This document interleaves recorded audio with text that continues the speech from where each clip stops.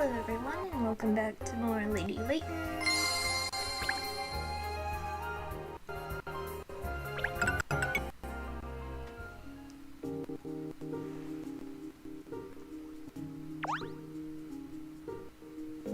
Okay, mic check.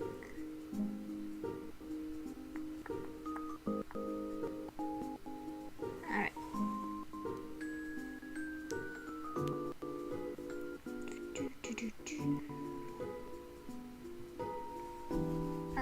Okay, case number 8, the Goddess of the Thames.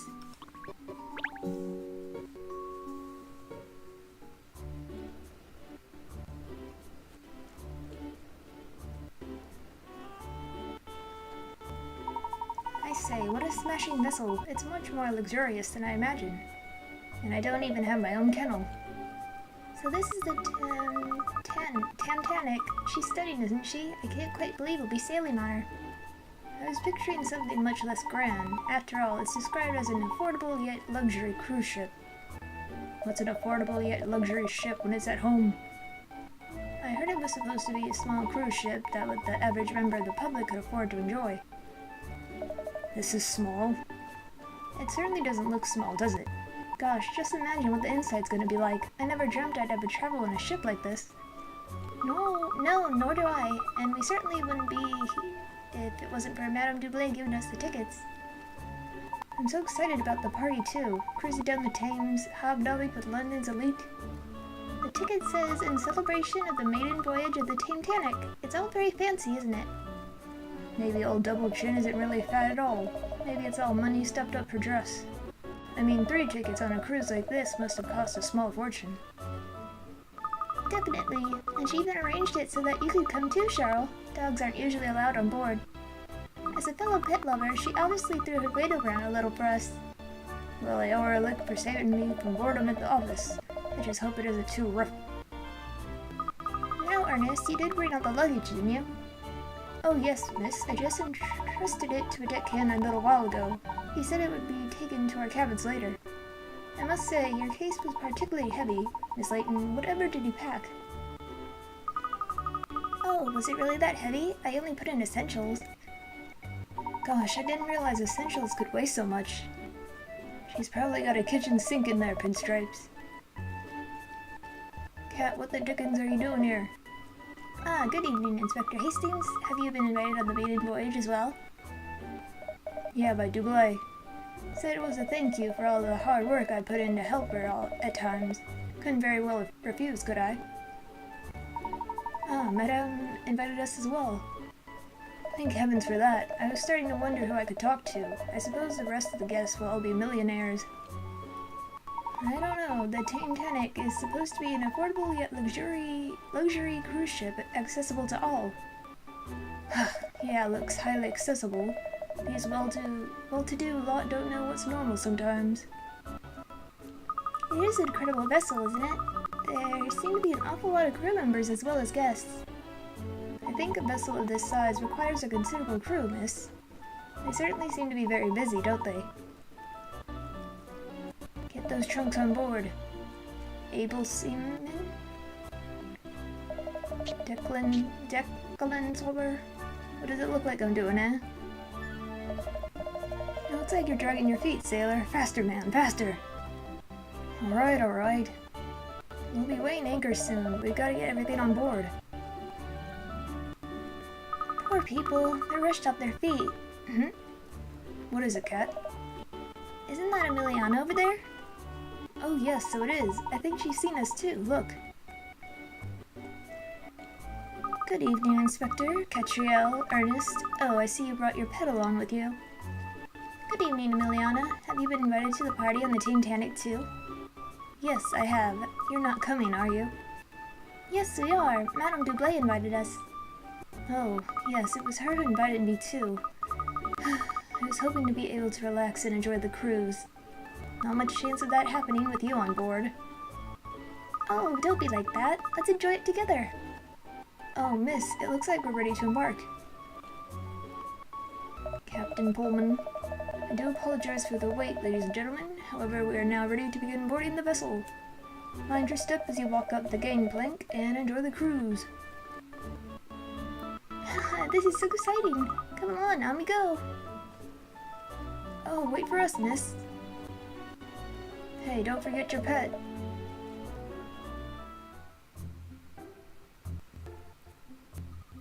It's much larger inside than I expected. I wonder where our cabins are. It's smaller on the outside. I think our cabin numbers are printed on the tickets. Oh, really? Let's see. Oh, yes, here it is. It looks like I'm in the Standard Class Deluxe. What? I'm in the Standard Class Deluxe blah, blah, blah. Did she mean to say two, or what? Oh, yes, so you are. And our cabin number is the same too, so fellow cabineer, it looks like we're sharing for the night. Madame Doublé has a lot to answer for. I just seem to be in regular standard class. Cabin number, same as me, Sunshine. Looks like we'll be bunking up together. Well, I think our cabin is down this way, miss, so we'll meet up again later, shall we? Alright, Ernest, see you later. So, Emiliana, shall we? This is going to be fun. I don't think so, Cheryl. Your cabin is the other way. You may be a dog, but you still can't share a cabin with those ladies. It's not what a gentleman does. I knew that. I was just confused. Pinstripes, wait for me. So, the deluxe accommodation appears to be this way. Why are you here, ma'am?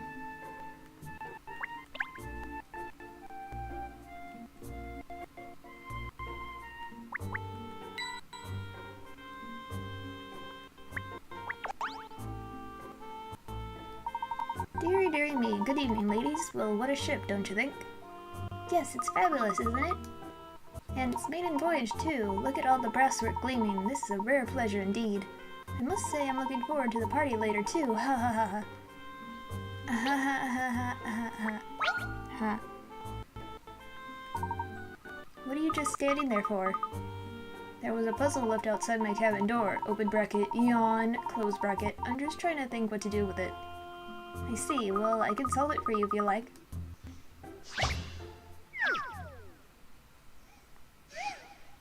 Darts practice. Fancy some darts practice. The board is just like the one pictured. On the previous turn, 3 darts were thrown, and all 3 of them landed in different sections. What was the lowest possible score? Okay, so if we're counting the wall as a section, 0 points. 15, right? 3 darts were thrown. Yeah, 15, I believe.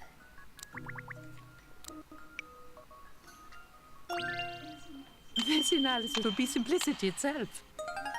Puzzles are really very simple when you know the proper methods. Yes, you missed. Da, da, da, da. There you are, all done. That was brilliant. In fact, I think you'll find it wasn't unlike the final scene in Maverick Director's revolutionary Mad Max Supersonic Soup Kitchen. Same sort of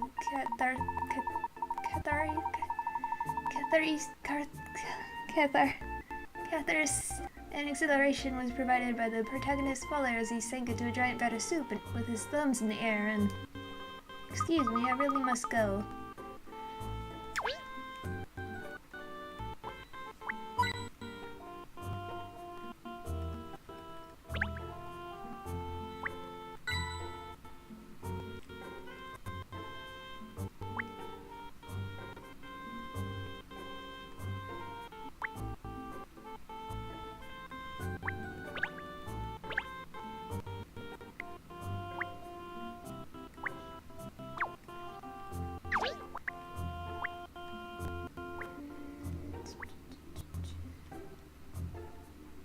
No dust anywhere.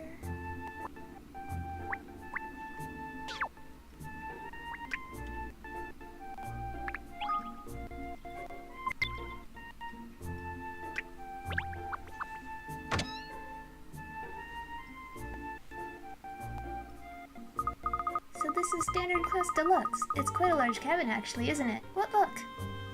Yes, it's certainly better than I was expecting. Oh good, and my suitcase is here already, I see. Isn't it a little overstuffed? What have you got in there, Catriel? A detective's bag is always full. I have many important things to take around with me, even for one night. That's too much for one night, surely. You can manage for a week with a suitcase that full. I don't think so. I already whittled it down to the bare minimum. Anyway, let's not waste any more time talking about luggage. We should be out on deck enjoying the cruise. Well, I agree with that. Too much time in here could be trying. Shall we go and ask Ernest and Inspector Hastings if they want to join us? Yes, alright. We'll go and find their cabin in standard class.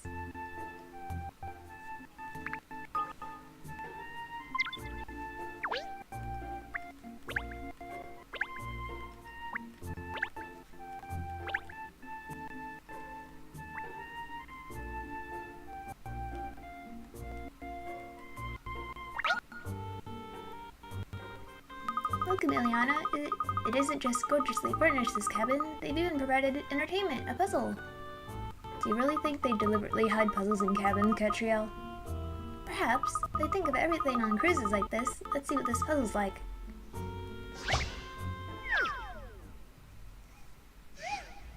Go with the flow.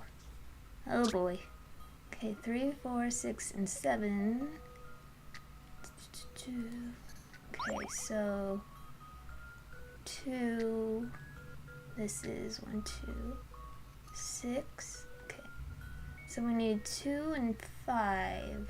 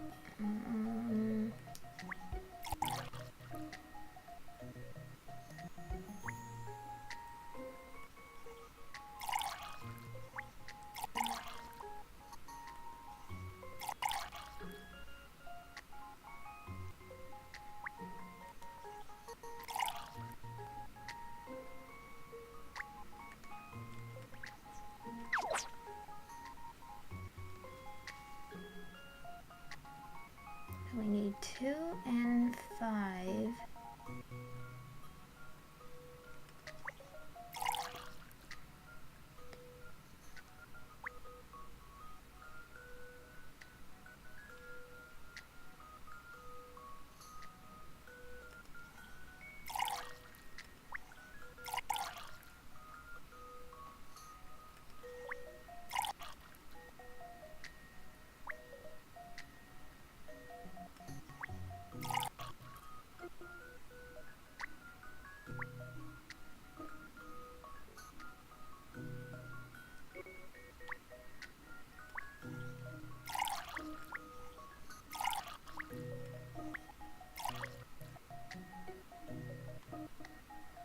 I just keep going around in circles. You need to divide up 7 liters into 2 and 5. Yes, the crux of this particular puzzle is how to obtain the 2 liters. Yeah, I'm...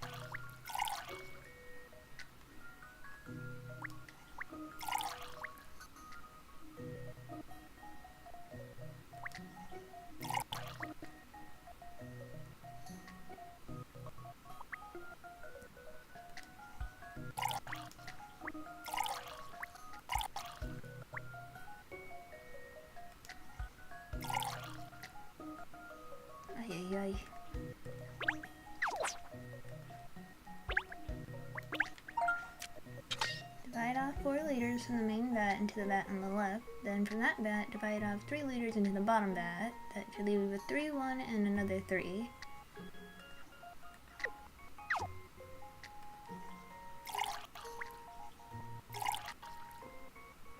Wait, whoops.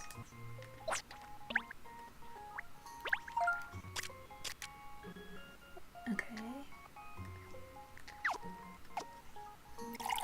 And then what? Let the 3 liters from the bottom vat back into the main vat to give you 6 liters. Then let the 1 liter in the left hand. But then what do I do? If you now fill the left-hand vat with the main vat, that contains 6, and then fill the remaining... Oh.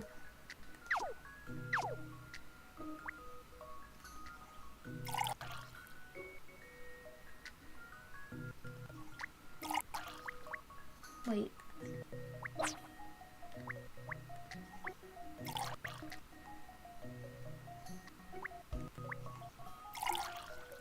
Oops, I guess I could've... Okay. I'm not good at these things. This is an interesting one. Any mystery or any puzzle solved.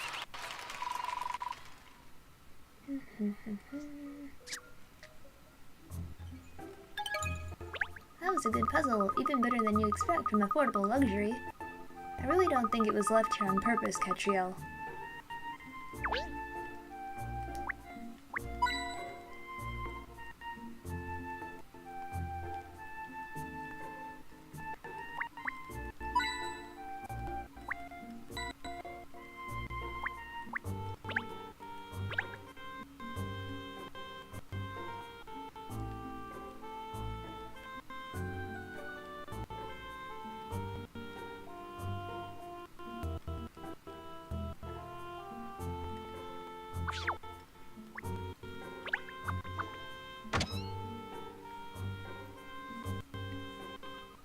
Hello, Ernest. You and the inspector all settled in, I hope. So, this is regular standard class, is it? Yes. Oh, hello again, miss. Is there something wrong with our cabin? You keep peering around. Oh no, it's just... well, it seems a little basic compared to ours, that's all. Really? Yes, more than a few runs down on the ladder of luxury, I'd say. If our cabin was the Ritz, yours would be, say... No, don't say it, miss. Please, I think I'd rather not know. We're both in standard class. It can't be that different. This cabin's pretty fancy if you ask me. I agree. I think it's a splendid cabin. A roof to keep the rain out, walls to keep the wind out, and a door to keep the noise out. What's the problem, eh? Gosh, when you put it like that, I feel rather small for letting a little thing like this ruffle my feathers at all. So you should, Sunshine. Who gives a monkey's what? The room's like as long as you could sleep in it. Get your priorities straight. Right. Yes, Inspector. Sound advice, Ernest. You really shouldn't let this cramped little cabin get you down. Who was that brought it up again? Anyway, Emiliana and I were wondering if you'd like to join us on deck. Rather. I'm dying to see what it's like up there. Excellent. What are we waiting for then?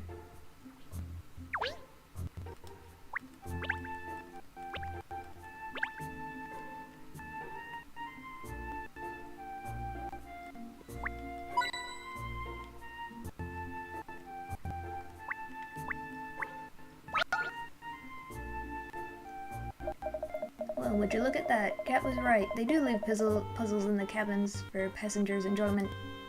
His cat's puzzle more deluxe than ours, though. To think I only missed getting into the better cabin by a gnat's whisker. We don't need to start comparing, Cheryl.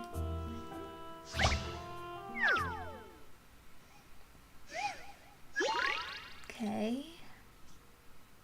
Blah, blah, blah, blah, blah. Alright, so...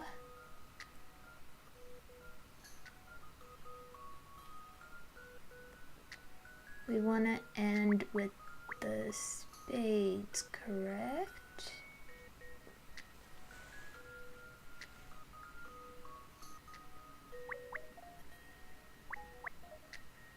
Or... No. Yes.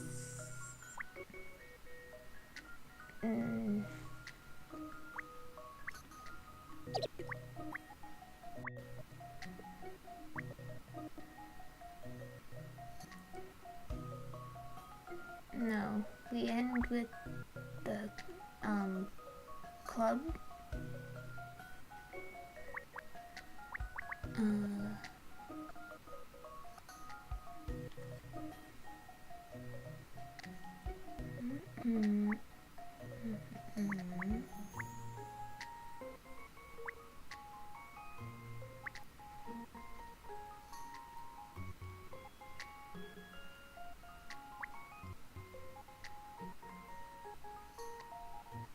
So there's only 1, 2, and 1, 8, and 4, so we have to end with one of those.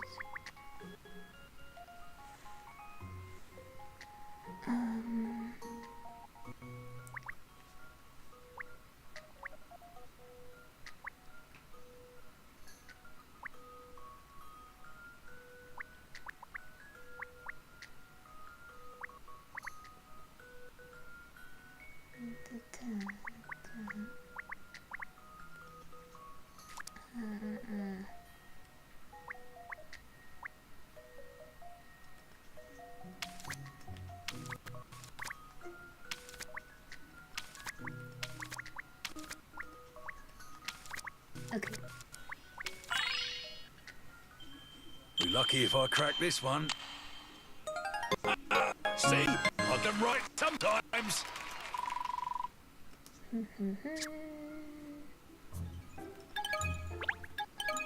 Oh, I say, well done, Inspector. Here, a credit to Scotland Yard. Haha, come on, sunshine. I eat puzzles like this for breakfast. When my little lemon doesn't cook eggs.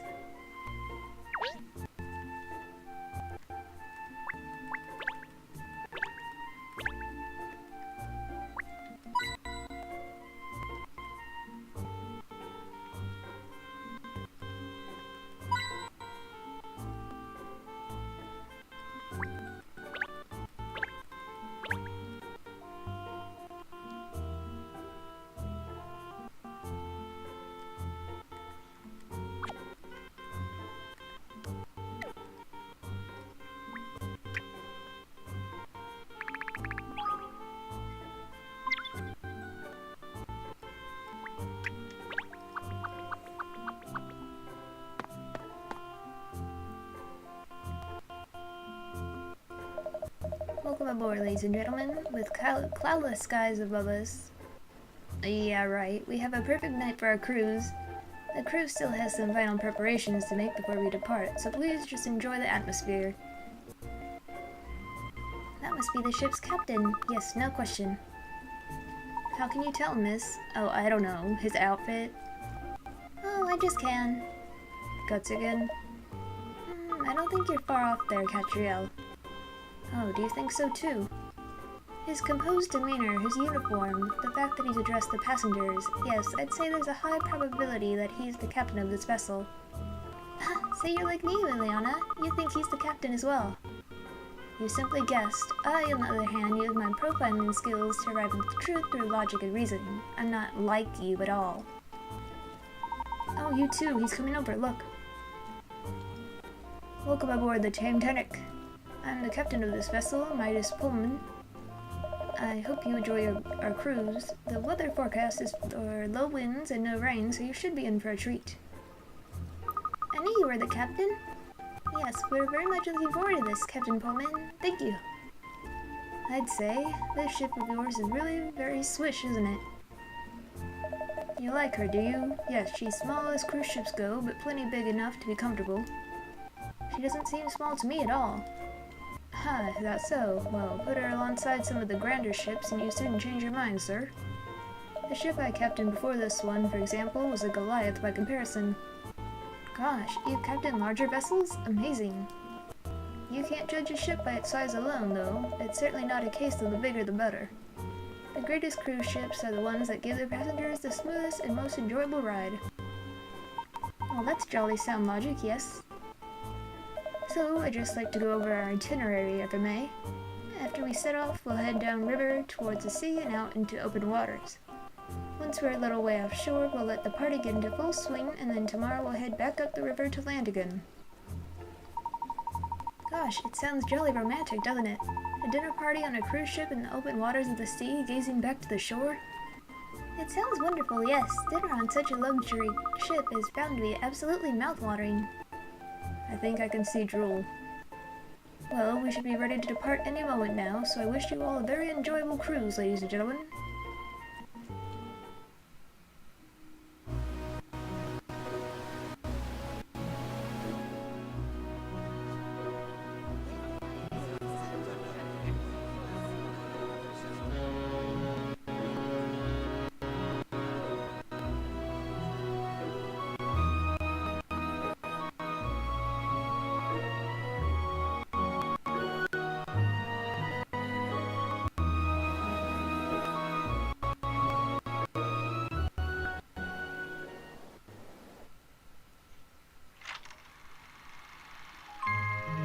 The Goddess of the Thames.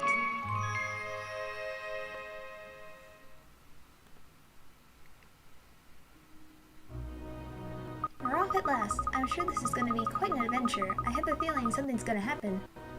When you say you've got a feeling something's going to happen, that usually means a case. Oh, don't, Inspector. This is supposed to be a break from work for me.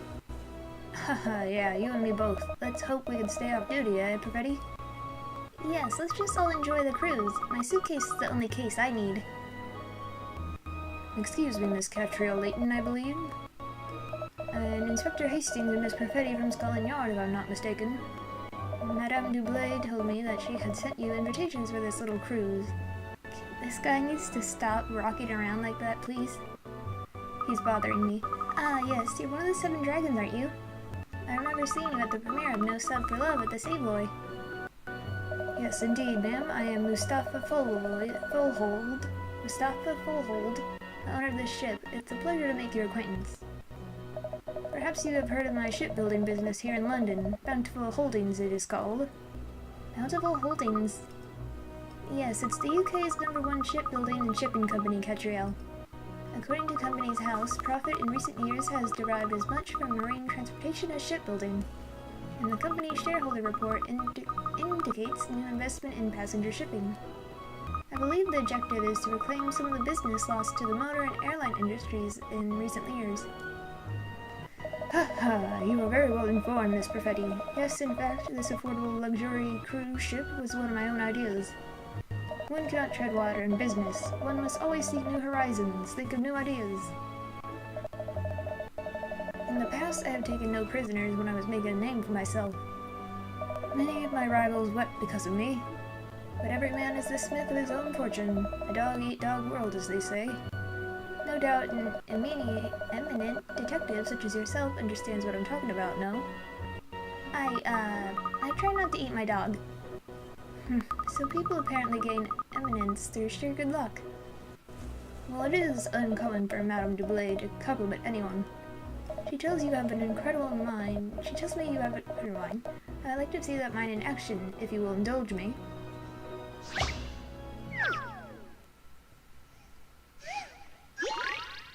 A tall order. When the whistle's blown, sailors with flags down will raise them up, and those with them will lower them. Make sure all the sailors have their flags raised by issuing exactly 5 commands. Okay. Exactly 5.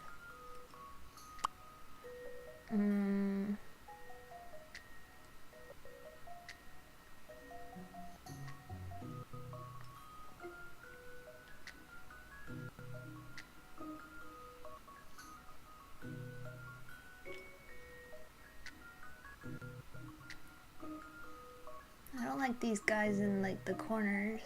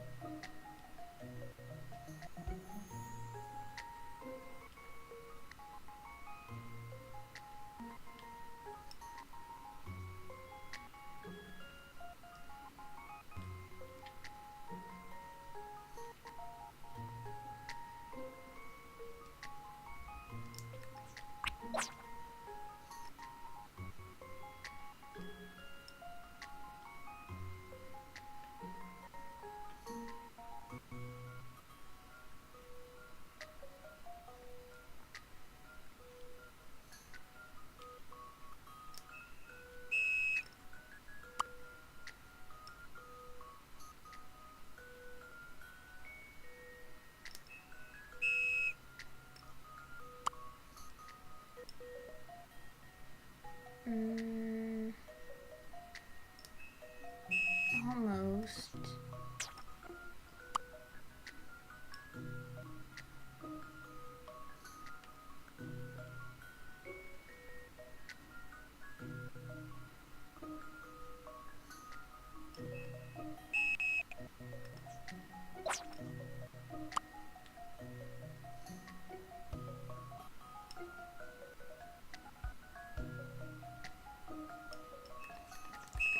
Okay, hold on.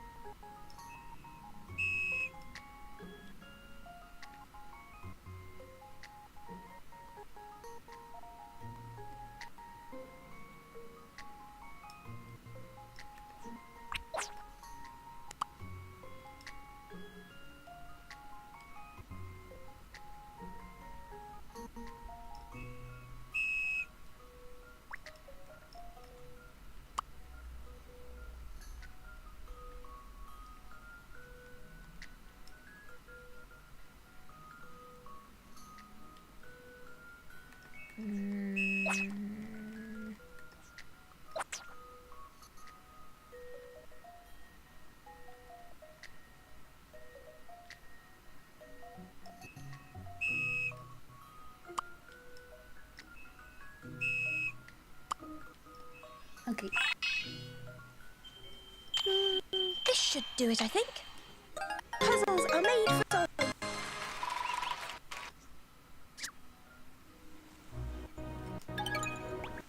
Oh yes, I see it is all true. These rumors I hear of your extraordinary talent.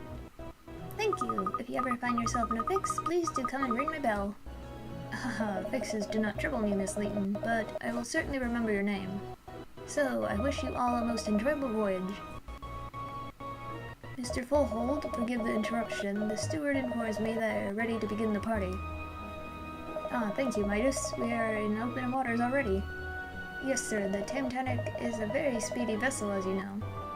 Not perhaps in the same league as the SS Midas Touch that you captained before, but I hope you are satisfied with her. Absolutely, Mr. Fullhold. She handles like a dream. So, my friends, it seems the party is underway. Please make your way to the Grand Lounge. Let us celebrate this maiden voyage in style. A party, miss? This is so jolly exciting, isn't it? I can't wait to see what it's like. Let's go straight to there now. Before I forget, let me change outfits. What looks like a good cruise outfit?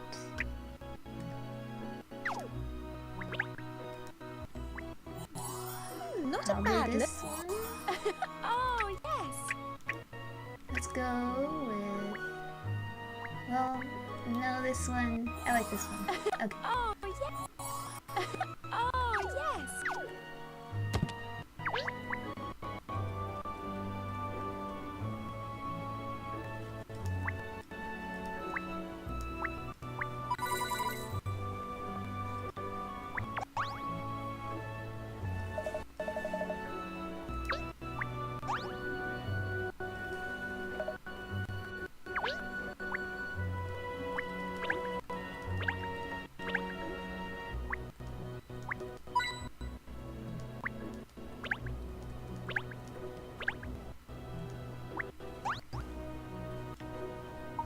wow, this is the Isn't it? It's like a dream, Benji. I never ever thought we'd ever get to go on a cruise ship like this.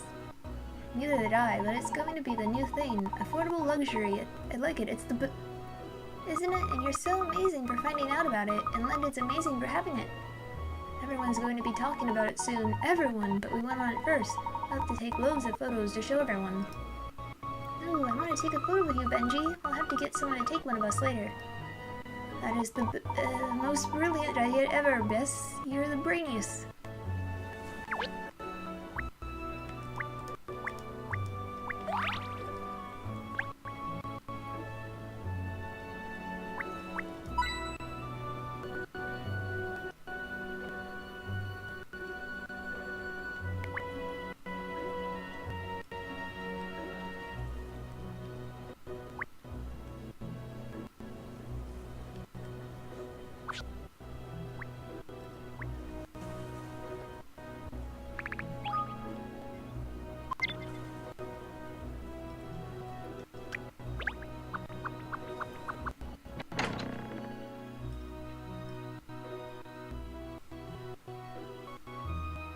I say, what a feast. Ooh, I don't know where to look. Every dish looks absolutely delicious. Though my nana might not have agreed, there's more to life than food, you know, you two. Just look at the decor in here. That golden statue over there is magnificent, isn't it? Just smell it. Catriel, are you even listening to me? Oh, here we go. I think he's going to announce the start of the party. Ladies and gentlemen, my esteemed guests, may I thank you personally for joining me on my maiden voyage of this magnificent ship, the Titanic. As you know, she's the first of a new line of affordable but luxury cruise ships to be manufactured by Bountiful Holdings. So please, drink, feast, live for this evening like kings and queens. Later, we have some entertainment planned for your enjoyment, a game where we shall see on whom the goddess of fortune is smiling tonight. Let the party begin. Bess, what do you want to try first? Let me show my love for you by getting you a plate. Oh, Benji, you're just the sweetest, but I don't know where to start. Oh, dearie me, what a party. Wait till I tell Maud and Enid about this. It's certainly an impressive party. I'm sure all the well-to-do Londoners here feel very at home. Well, it's not the kind of bash I'm normally invited to, but I could get used to this. In fact, I might even surprise the better half with it one time. What's the matter with you, Catriel? Why have you gone quiet all of a sudden? Oh, no reason. I mean, I don't mind if everyone just wants to chat instead of going to get some of that scrumptious, oh, so eat me now, sumptuous food. Typical. Hello, let's go and have a look around, shall we? Yes, let's go and look at the dishes and the platters and the salvers and perhaps just glance at something other than food as well, maybe. But food!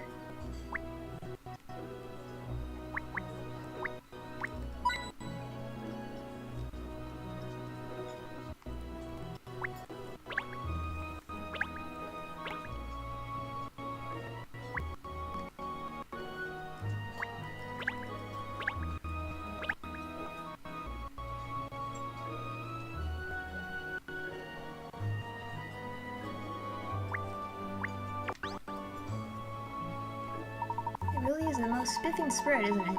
I've never even seen some of these dishes before. I'm going to tackle this tiered tower of dishes from the bottom up. You have to be methodical, I think. Oh yes, I agree, miss. Such a marvelous spread makes you want to sample a little of everything, doesn't it? Is this round ball at the top some exotic cuisine as well, do you think?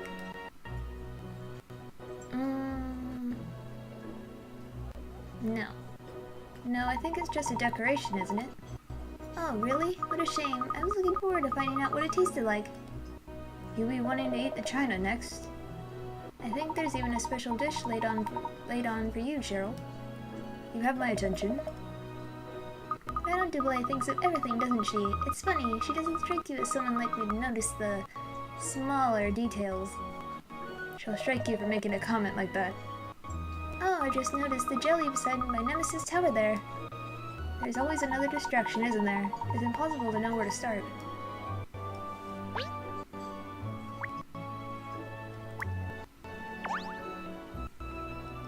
I hope you're all enjoying the party. Take your time, we have all night. You're enjoying yourself, I hope. Blah, blah, blah, blah. Special surprise.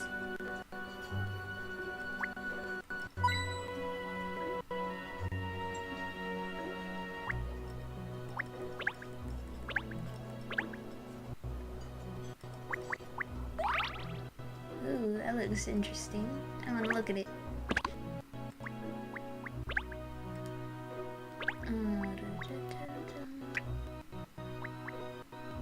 Cat. So I apparently missed something, but whatever.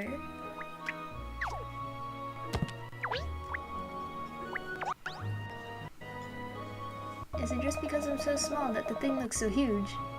No, it's enormous. I wonder how many meters tall it is. Clearly, it's modeled on a mythical goddess. Clearly. Anyway, it's very ornate. It must have been a real labor of love to produce. I would think so. As a work of art, it is exquisitive, and the fact that it's made of solid gold makes it all the more impressive. You mean it's not just gilt? Gilt? When it belongs to one of the 7 dragons? Ernest, please. I'm sure Mr. Fullhold wouldn't dream of using a gold-plated statue as the centerpiece of his new ship. Golly, I'm flabbergasted. Such an enormous statue made of solid gold. It's out of this world.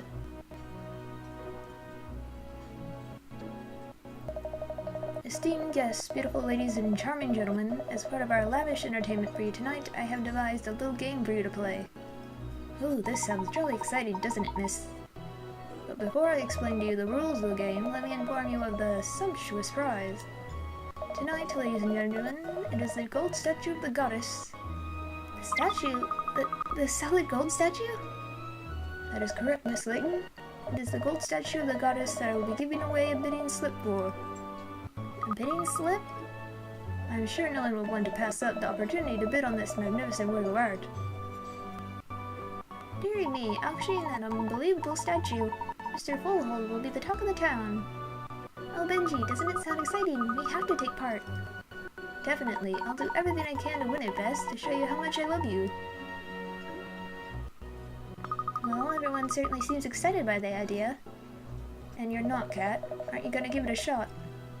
I don't think so. I mean, the prize is just a bidding slip. It's not the statue itself, is it? You do realize, Catriel, that a statue that size made of solid gold is practically priceless. If it were to be put up for auction, people would be falling over themselves to be invited to bid. In other words, a bidding slip alone is going to be worth a very large sum of money. Oh, really? Huh. Well, perhaps I could join in. I don't want to be a party pooper. Oh, you're taking part now, are you? I can't keep up. It sounds like fun, whatever the prize might be. I won't pretend I'm not interested, but I would like to know the rules before I agree to take part. Well, Perfetti, I think you're in luck. Looks like our host is about to fill us in. So, ladies and gentlemen, allow me to tell you the rules of the game. Concealed on this very ship are 4 angel statues. These you must find. It is a treasure hunt, you see. Myself and Captain Coleman will lead you to the approximate locations of each angel statue in turn. The treasure hunt will take you all around this magnificent new vessel as you search high and low for the angels. So, to the first of the 4 the angel locations, the heart of the Titanic, the engine room. Ladies and gentlemen, follow me. Hunting for angels in order to win the goddess? Mr. Fullhold has a wonderful sense of style, doesn't he? I say, this promises to be rather fun. A policeman, a private detective, and a criminal analysis analyst all competing against each other. 3 professionals in the field of treasure hunting. I think it's safe to say one of the 3 of you will be claiming that bidding slip.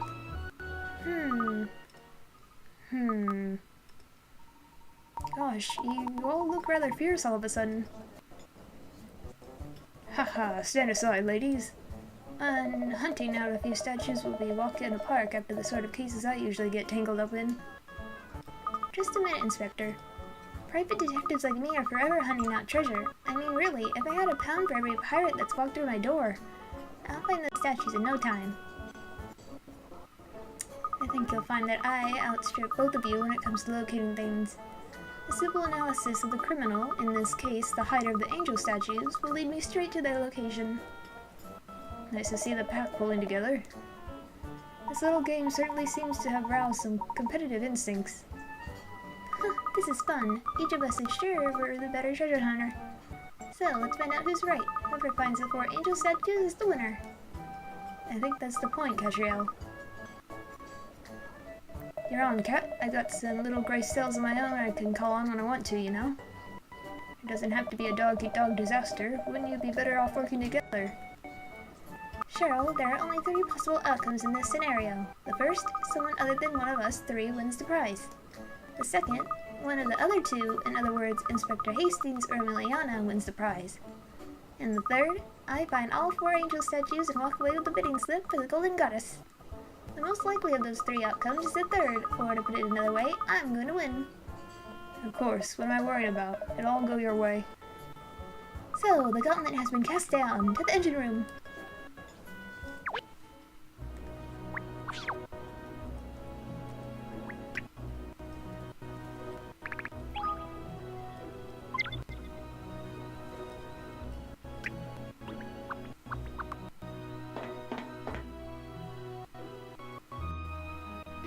Here we are, ladies and gentlemen, at the heart of my latest vessel, the engine room of the Titanic. Somewhere within this room, the first of the angel statues is hidden. Which of you can find it? Oh no, there are pipes all over the place. How are we gonna find a little angel statue in here? This is the worst. Don't worry, Bess. If we work together, there's nothing we can't do. Oh, Benji, you're just great. I guess they don't want to say best anymore for some reason. Maybe I missed something. Deary, deary me, an angel statue hidden in here somewhere. Well, I'll do my best. Blimey, there's a lot of machinery down here, huh? Beats me what any of it does, mind you. Ships are outside my area of expertise, too. I should have studied more before coming on this cruise. Oh, this all looks very interesting. Is that a speaking tube at the end there? Hey, pause off unless you're told otherwise. Ah, and there's a switch just above it. I wonder what it does. Hey, I said pause off. Curiosity is something someone with your name shouldn't be messing with. That switch is used to operate the crane for loading and unloading large cargo. Oh, I'm sorry. I shouldn't have touched without permission. No harm done, Miss Layton.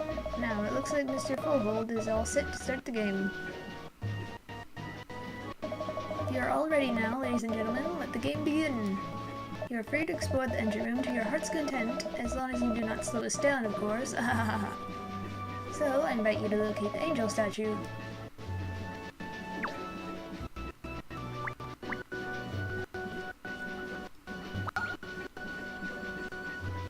It's very hard hunting out a tiny little statue with the mess of machinery and pipework in here, isn't it?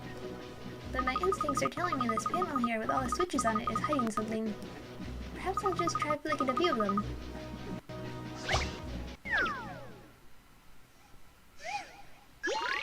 Treasure hunt.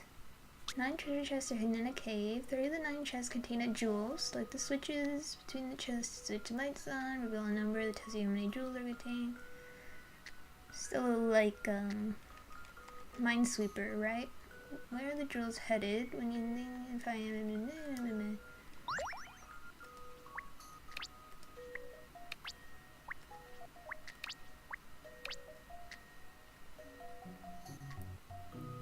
Three jewels.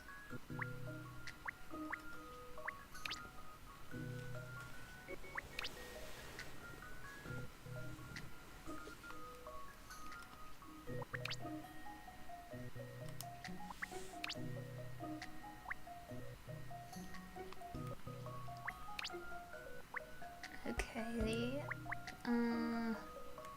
let's say there's one here, and then that would be that one for this section, and then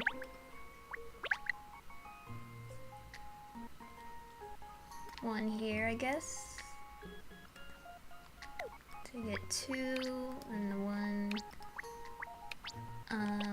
but it, no.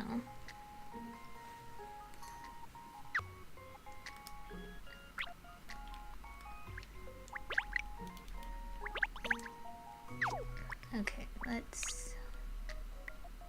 Maybe I should do the 2s first?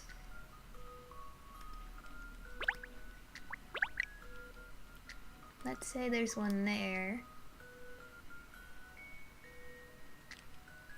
And one here.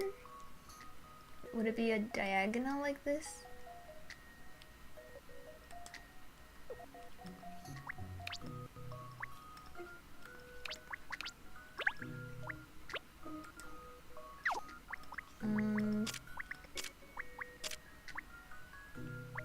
I'll try it, I guess. This is an interesting one. Alright then. And that's how it's done.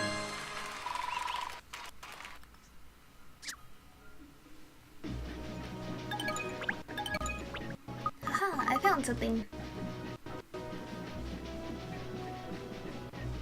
Aha! Ah, it's the angel statue. What a devious hiding place. Oh, bravo, Miss Layton.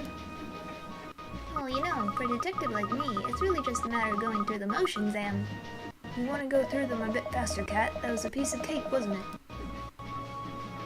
Obviously, I also located the statue. Hardly worthy of profile at all, that was.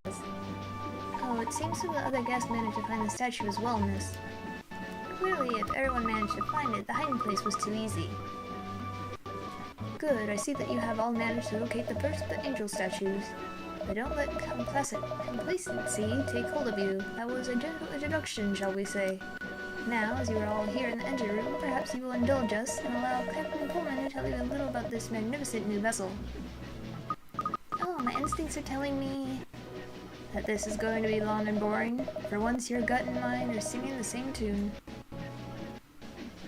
Well, as I'm sure you'll all agree, the Titanic is a fine-looking vessel, but as I'm about to explain, her guts are equally impressive. Why is he talking so slow? The engine here has enough horses to give a container ship a run for its money. Actually, she's even more powerful than your average cargo carrier. Catriel, she's just ticking along at a comfortable pace at the moment to give you good people a smooth ride. But if I were to open her up, she'd really fly. There's another ship on the Thames that can match her capabilities. Do you think he's nearly done? My eyelids are starting to droop. Well, it is a rather spiffing ship, miss. I'm not surprised he wants to sing his praises. Thank you for the detailed explanation, Midas. Ladies and gentlemen, I hope that has given you a taste of the superiority of this vessel. We are in a new age of shipping now. These modern vessels are a world apart from their aged ancestors.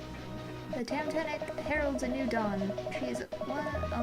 She's only the first of many new passenger craft I plan to commission. But forgive me, you are all eager to continue the games, I think. Please, let us return to the Grand Lounge.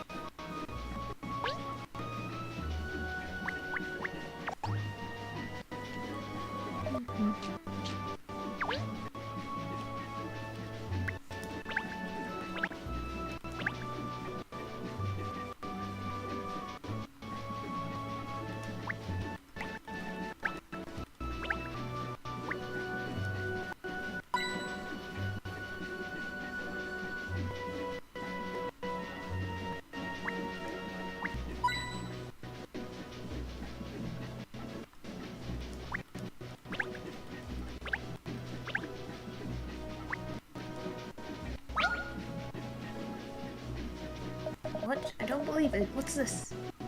Whatever is the matter, Inspector? Look, a puzzle, right here by the ladder. A puzzle? That's what all the fuss was about. Puzzles are always something to get excited about, Cheryl. And besides, we can watch the Inspector solve it.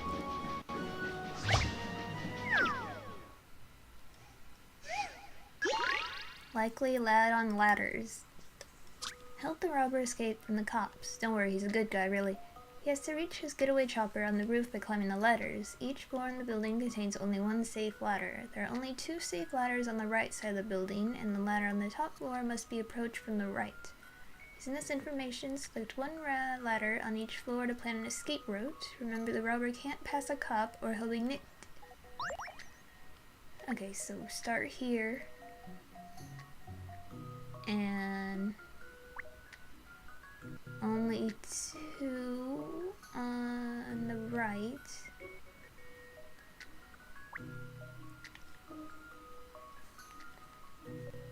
And the ladder on the top floor must be approached from the right. So we have to use this one, right?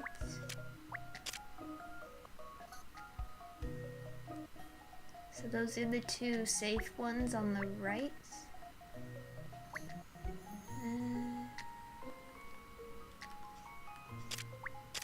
No, wait.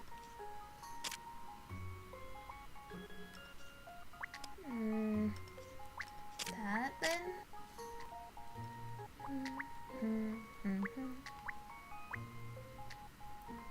Yes? Get those little grey cells engaged? No? Not my cup of tea, puzzles. Look at the letters you can be sure of first and work out from there. Don't worry about aiding and abetting. Remember, he's a good guy.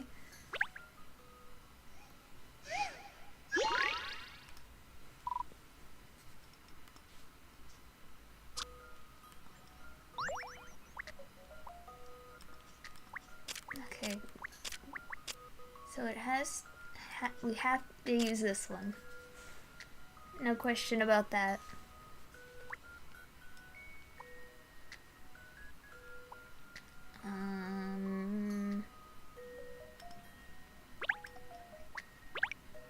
I'll just mark this one.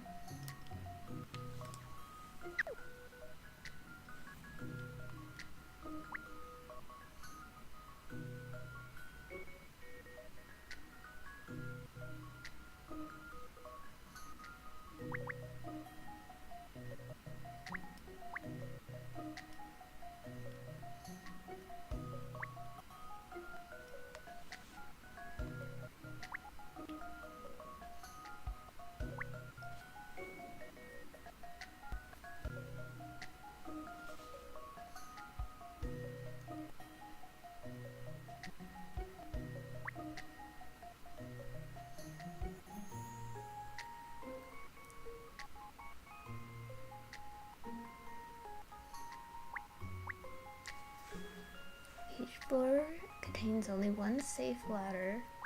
There are only two safe ladders on the right, and the ladder on the top must be approached from the right.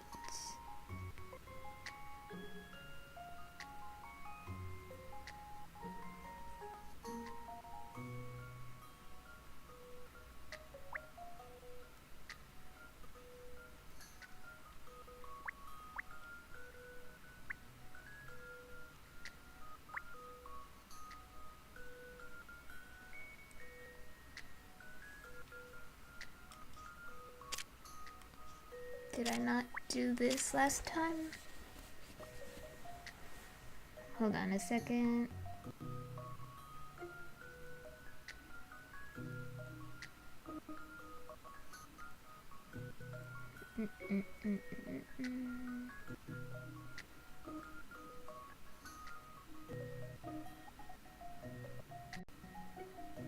Okay, yeah, that's what I did. So...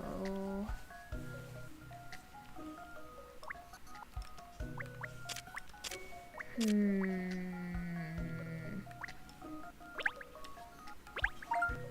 don't need to work this out from the bottom. You can figure out which ladders are safe by looking at the information from the other floors. Okay...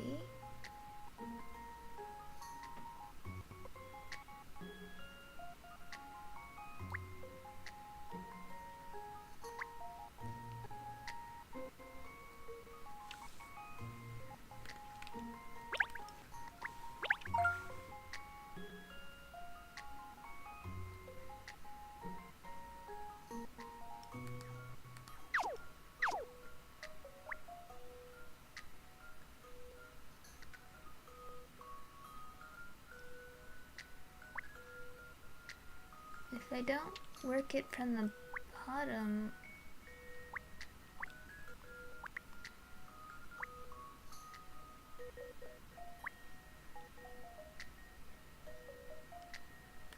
What?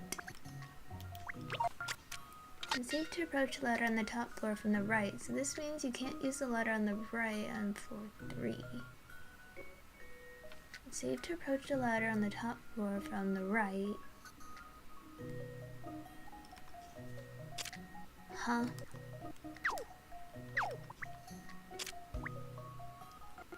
Is it just saying I need to use that?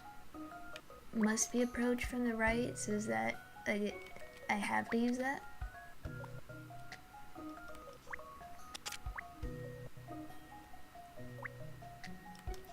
So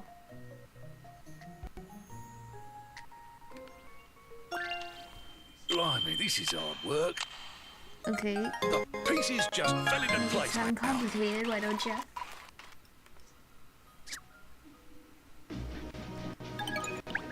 See, that's how I solve them. Bravo, Inspector. Excellent work. So he solved the puzzle. Bow wow. Don't be mean, Cheryl. Look how happy it's made him. Oh, hello. Midnight.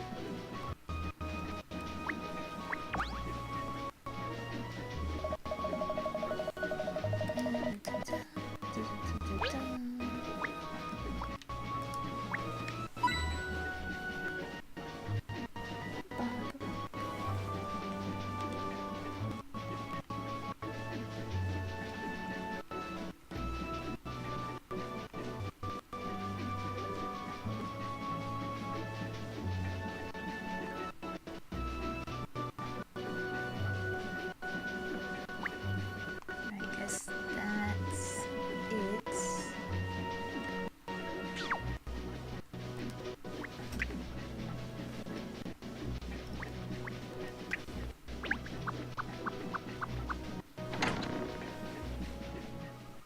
Benji, that was so hard. The angel was hidden really well, wasn't it? Oh, is something different in here? It feels even bigger than before. I think you're right. Yes, you are right. You're always right, Bess. Well, this angel statue hunt is very naughty, isn't it? But a bidding slip for that statue. What a prize to tell everyone about. Ta-dum! Oh, where's the golden goddess, though? The golden goddess is gone. Gone? Where's the statue? Where's my golden goddess? Where? Someone has stolen it. I don't believe this. When the perpetrator of this terrible act is found, he will wish he never crossed Mustafa Fullhold. All their horses now, it's been nicked. That whopping great thing. Oh dear, Mr. Fullhold is filming. Of course he is. That statue's practically priceless. Wait a minute, though. If the statue's been stolen, what will become of my bidding slip? You haven't won it yet, Catriel. Well, all I can say is someone's got a bloomin' nerve carrying out a theft right under my nose like this. Cat, Perfetti, it's up to us to find out whoever did this. Well, we certainly can't ignore it. It'll be the theft of the century, given how valuable a statue must be. So now we're searching for the goddess statue itself instead of angels.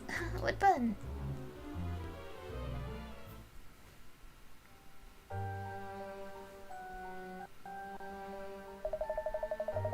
I've had the crew search the ship, Mr. Fullhold, but there's no sign of the statue anywhere. But this is madness. The statue is enormous. Where could someone possibly have hidden it that we cannot find again? It's a terrible crime. I'll go straight to the bridge and radio back to shore to let them know what's happened. Yes, thank you, Midas. But there's nothing to be done from the shore. I don't understand this. Don't you worry, Mr. Fullhold. We'll catch the crook that did this, you mark my words. Ah, yes, of course. I was forgetting about the profession of some of our guests. Then you find my statue, and you find the person responsible for this brazen criminal act. Whatever it takes, use persuasion if you need to. I mean, use the occasion of, being on this vessel to, find the criminal. We will, Mr. Fullhold. Any mystery solved, that's my motto. If you don't mind, Mr. Fullhold, could you please ensure no other guests enter the lounge area from now on, so that nothing is disturbed at the scene of the crime? Of course, if it will help your investigation, I will inform our guests they do not enter. This is an unprecedented disaster for my new vessel's maiden voyage. I'm only thankful that you're on board. Please find the statue.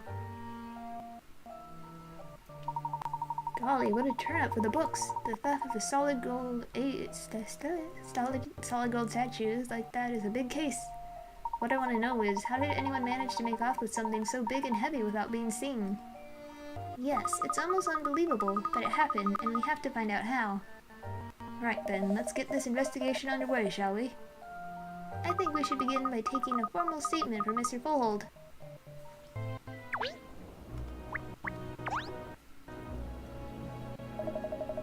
Oh, the swine that did this, taking my statue. Mr. Fullhold, can we have a word, please? Naturally, if it will help track down this scoundrel.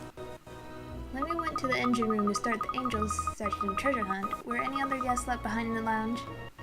No, I believe all the guests were taking part in the game. When we went together to the engine room, there should have been no one remaining in the lounge. I'd say we were in the engine room for about 15 minutes, wouldn't you? Was the statue light enough to be removed in such a short space of time?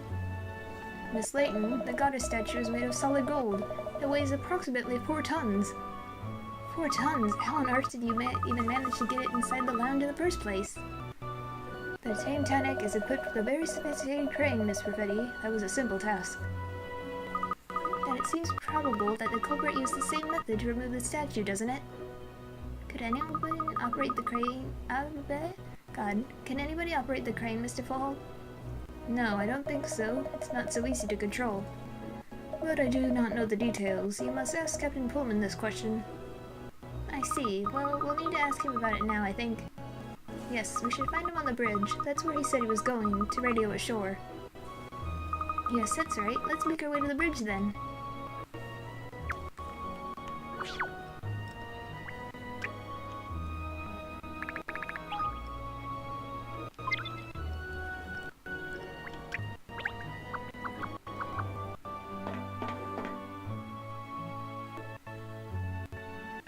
I say, it's rather wonderful being on the bridge and seeing where the captain controls this magnificent ship from. Just look at the view of the sea. There's the captain over there. We're very sorry to disturb you like this, Captain Pullman, but we'd like to ask you a few questions if you may. But first... Oh, hello. Excuse me, could we ask you a few questions, please? Oh, right, you're the ones investigating the theft of the goddess statue, are you? Sure, what do you want to know? I'm Abel, by the way, Abel Seaman. During the time when the theft must have taken place, Captain Pullman was with the guests in the engine room. Who was driving the ship while he was away? That'd be me, although it's really just a case of checking that she stayed on course. So that would place you here on the bridge when the theft occurred then? Yeah, it would. And who operated the crane when the statue was loaded onto the ship in the first place? That'd be me as well. Why? So you know how to operate it, do you, Mr. Seaman?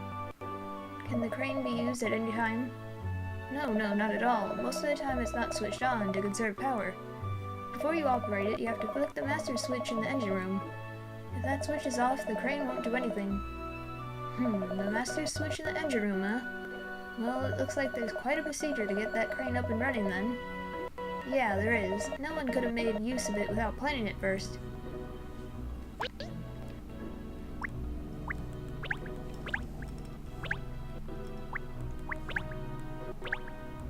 Good girl.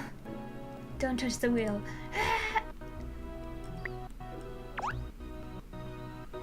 Catriel is so chaotic. What does this lever here do? Lever. That's for operating the crane when you want to load or unload big cargo. The crane's power is off at the moment, so it doesn't matter if you touch it, but in general we ask passengers not to mess with the ship's controls.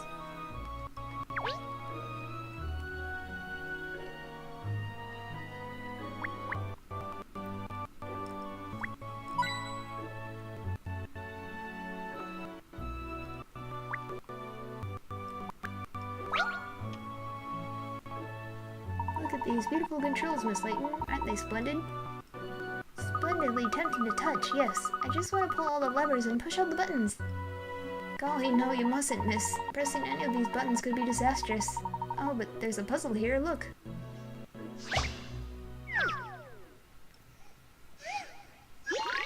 Circuit unbreaker. Oh no, this again. Okay.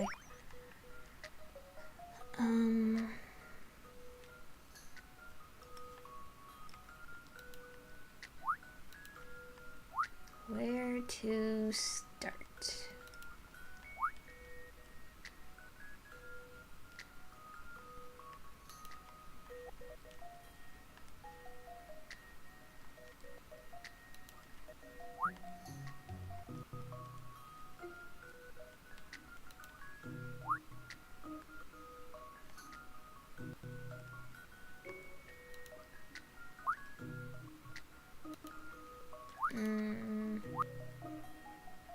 I don't know about this.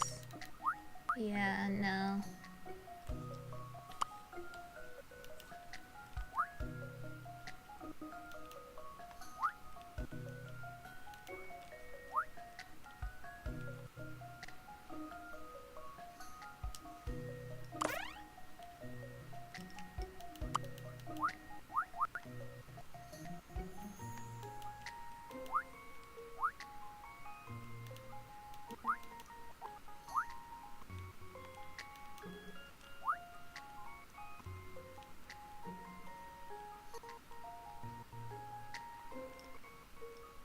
Very limited spaces, places to put these things.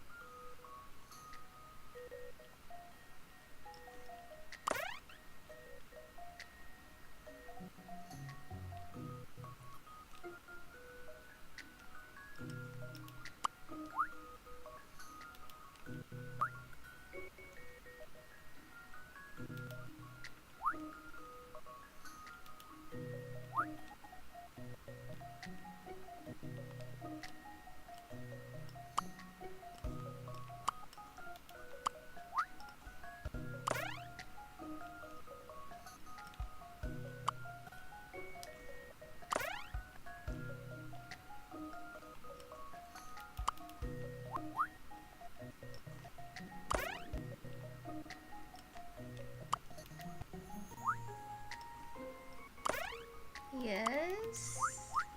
Alright. So, in conclusion, still no patch on Miss Layton, of course.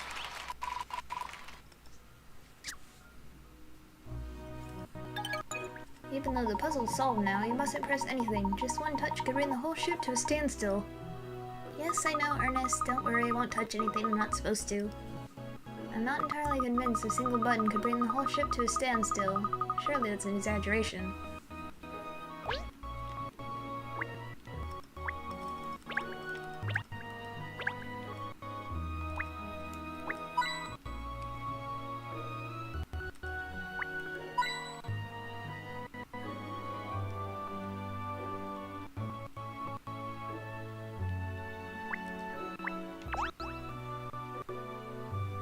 Did you manage to radio ashore, Captain Pullman?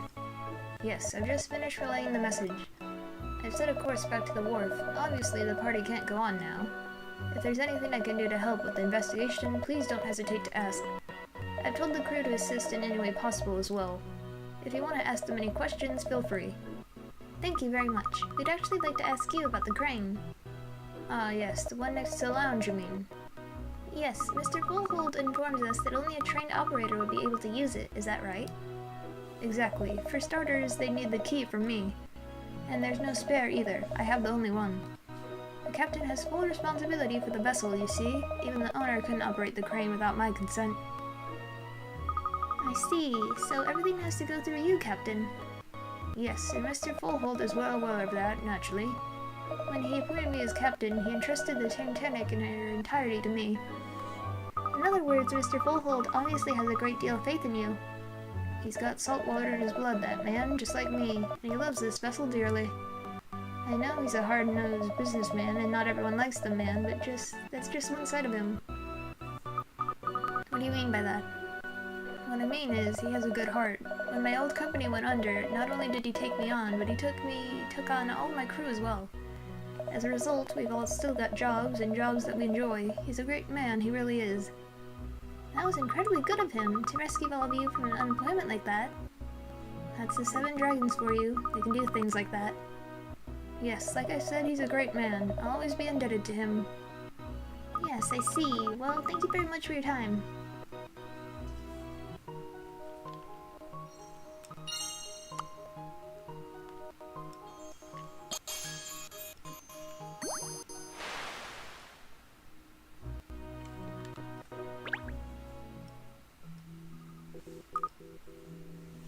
What's up, Perfetti? You onto something? Perhaps. I'm thinking about motive. Motive? Blimey, I thought you were the brains around here. Why does anyone steal gold, eh? For money. Yes, usually, I agree, but let's not forget that the statue was a matter of pride for Mr. Fullhold. So, what's your point? My point is, perhaps the motive wasn't money, but malice. Revenge, maybe. Mr. Fullhold has made a number of enemies over the years as he's built up his business. It isn't impossible that the culprit stole the statue as a way of getting back at him for something. You could have a point there. So what you think? Talk to Fullhold again. First, there's something else we need to examine. What's that then, Cat? The switch in the engine room. The crane can't be operated unless that switch is on, remember? And when we were in the engine room before, looking for the little angel, that switch was off, I believe. Can't say I remember. It was off, yes. I remember because Catriel tried to touch it, before the captain told her off, that is. Oh yeah, of course. Now I remember. I think we should go back to the engine room and have another look at that switch. Alright then, let's go.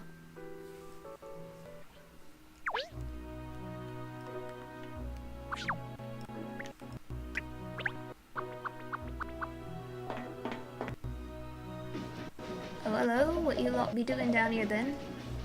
We're sorry to disturb you, but we're investigating the stolen goddess statue, you see.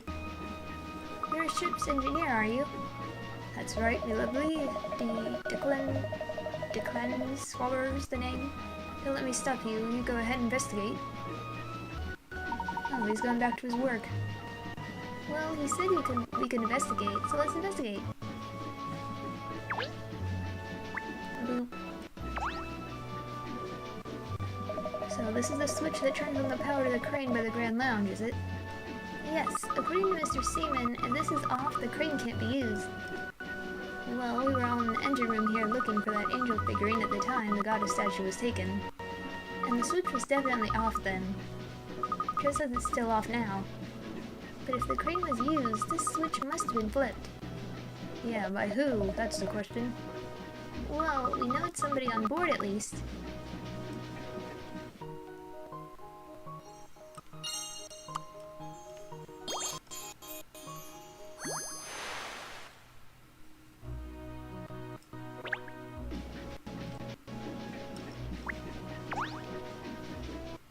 Just a quick question for you, Mr. Swabber. How many people on this ship know how to use the crane?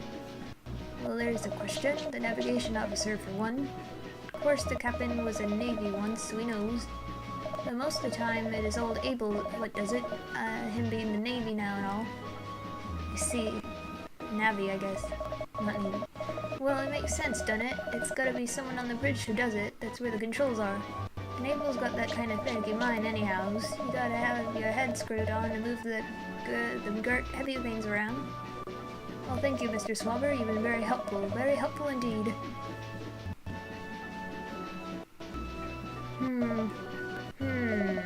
So, putting together everything we've learnt so far, that's it.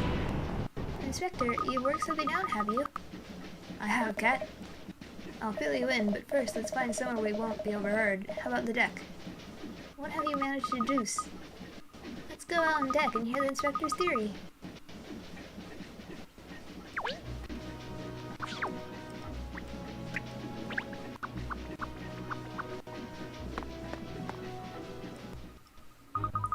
So, Inspector, what is it? I figured it out. I pegged the culprit. Really? Even though Catriel and I haven't made our deductions yet? Alright, Perfetti, enough of your cheek. I do crack cases from time to time, you know. So, what I've deduced is that the guilty party must be... Yes? Ship's navigator, Abel Seaman. The man we spoke to on the bridge. Yeah, him. Seaman was on the bridge when the crane controls are when the statue was taken. To put it another way, there's no one else who could have used the crane at the time in question, so he's our man. Well, he did admit to being on the bridge at the right time, and it's true that the crane does need to be operated from the bridge. which is why it had to be him. Unfortunately, there's more to operating the crane though, isn't there? Huh? First of all, Captain Pullman told us that you need a key, which only he has. And second of all, the power switch in the engine room has to be in the on position. And the bridge is on the topmost level of the ship, whilst the engine room is right down at the bottom. It takes a fair amount of time to get between them. Even running to the engine room and back to switch on the power to the crane wouldn't leave enough time left over from the 15 minutes to actually use the crane for anything. But how else could that whopping great statue have been moved? That's the point, isn't it? You have to be on the bridge to operate the crane. But you can't get to the engine room and back again in the time window we're looking at, and that's where the power switch is. To say nothing of the key that's required according to Captain Pullman. Well, was Nick somehow? Yes, I'm beginning to think there's something a little different about this case. What's that supposed to mean? I think if we're going to solve this, Inspector, it's a case of all hands on deck.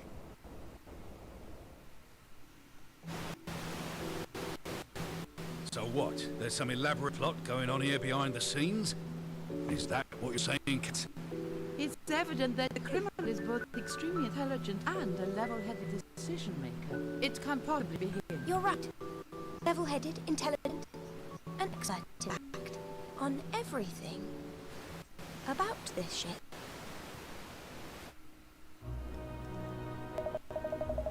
Well, if Seaman didn't do it, then who did? So you brought us all out here on deck to tell us that you made an illogical deduction. Oh wait, watch it, Perfetti. I don't see you coming up with anything better. I just haven't built up a full profile of the culprit yet. It isn't making sense. Now, you two, no squabbling. I have a cunning plan. Oh? I'm not sure when I hear it, do I? Oh, yes you do. My cunning plan is this. We redo the angel figurine treasure hunt. What's cunning about that? What are you hoping to achieve? Catriel, this is hardly the time for more games. Just hear me out. There's a very good reason for me suggesting it. Remember, when the theft happened, we were already underway on the cruise. Which means that at this very moment, the culprit is still on board. You can't be sure of that. What if the blackguard that did it jumped ship and got onto another vessel or something? No, I'm confident that didn't happen. Immediately after we discovered the statue was missing, I looked all around us for other ships, just to be sure. I didn't see anything nearby at all, and there was no missing lifeboats either. I see. Alright then, let's assume the culprit's still on board. I think that's very likely. However, I don't imagine the culprit expected a police officer and a private detective would be on board. If whoever did this sees that we're already investigating, they might try to destroy some valuable evidence. But if we're seen to be playing the treasure hunt game again, what message does that convey? Now, we're certainly not investigating very thoroughly. Exactly. We're dealing with a particularly cool and collected criminal here. We need to get whoever it is to lower the guard if we're going to catch them out. Right, so we should go and ask Fullhold to organize the games again, you think? Yes, let's do that. Catriel, what you said does make sense, but still. Are you sure this isn't just your way of trying to get your hands on that bidding slip? Of course not. I mean, if I happen to win the bidding slip, I'm not saying it wouldn't be nice, but... Although, you admit it, I knew that was a real reason. Oh, hello my friends. How's the investigation progressing? Have you identified the scoundrel who did this? Ah, Mr. Fullhold, perfect timing. We have a favor to ask you. Would you be kind enough to organize the treasure hunt game again? A game? But what is the point? The goddess statue's gone. Without the statue, the game's meaningless. Not to worry, sir. It's Miss Layton's cunning plan, you see. It's all part of a ruse to find the missing statue. A cunning plan, you say? That's right. I assure you, we will locate the statue. So if you could just get the game started again. You might know I'm a fan of cunning plans, Miss Layton. The more cunning, the better. I see you have a sense of adventure, as do I. Very well, I will summon the guests and we will play the game again. Anyway, it would be a shame to waste the entertainment I prepared for you all. Thank you, Mr. Fullhold. That's wonderful. So let us waste no time. Come with me to where the next angel figurine is hidden. Let me see. Yes, I think we'll go to my cabin. Your cabin? As the owner of this vessel, I have the pleasure of staying in the deluxe first-class accommodation. Gosh, deluxe and first class? It sounds wizard. My intention for this angel figurine treasure hunt was to showcase my latest creation to my guests. The first class accommodation is a sight I wish you all to behold, so come!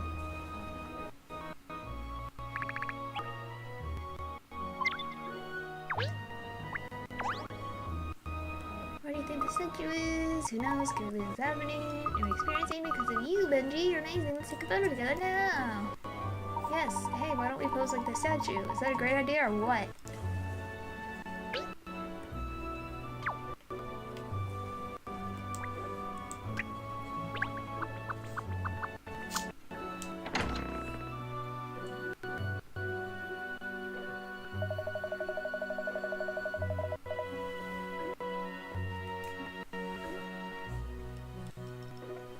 Here it is, the most exclusive of the cabins that the Titanic has to offer. I say it's gigantic, and the view makes where we're sleeping look like a kennel. It's so spacious and so well appointed, first class in every way. That's the unique appeal of the Titanic, the height of luxury but without a prohibitive price tag. Now, somewhere concealed in this cabin is another angel figurine. Find her. Alright, Angel, time to track you down. But just before I do, Inspector Hastings, Emiliana, a quick word, please. What's up, Cat? I thought this was the plan. It is, but while we're looking for the angel, let's also snoop around in here a little. You what? Shh, not so loud. We don't want Mr. Bullhold over here. Sorry, alright, I catch your drift. This was the idea, was it? Pretend we're just playing the game when we're really hunting for clues. It's a good way to avoid rousing suspicion, I agree. Exactly. This treasure hunt game is the perfect cover for us. And if I find the angels, I'll also get that bidding slip. You care more about that than the case. Well, let's start scouring the cabin then, shall we?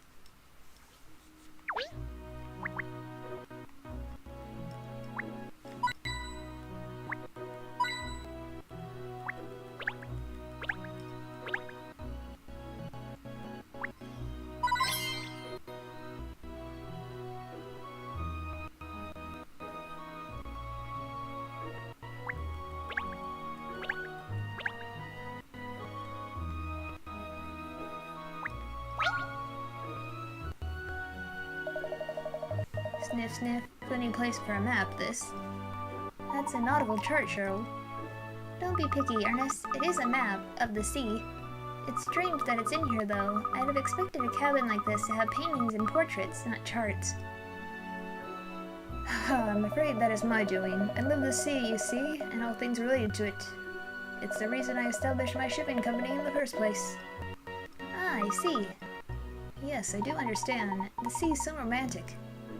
Romantic, alluring, mysterious, powerful. Yes, I enjoy my business ventures, but the sea is my true love.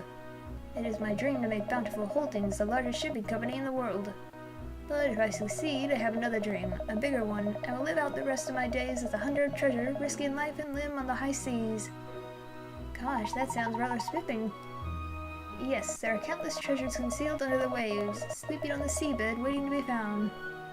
You're clearly a very passionate man, Mr. Fullhold. I'm sure you're right. There must be a lot of undiscovered treasure at the bottom of the oceans. Oh! This map moves, look!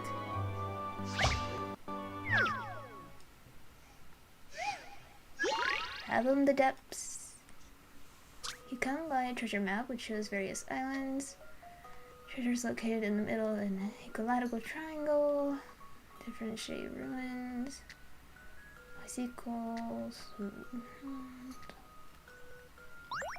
Okay, so the treasure is located in the middle of an equilateral triangle connecting 3 islands that each contain different shaped ruins. So, select an island to circle it as one of the 3 islands at the corners of the triangle.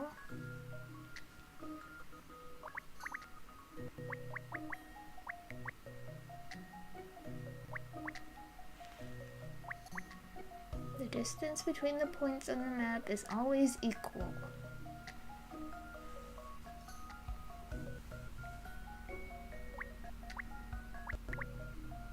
Like, I don't think a circle counts as a ruin, so... Located in the middle of an equilateral triangle. Different shapes.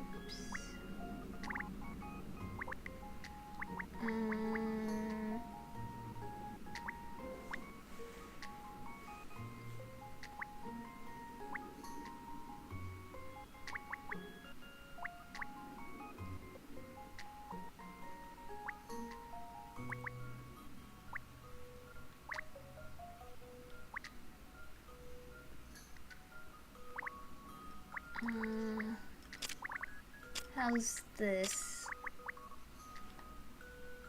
No.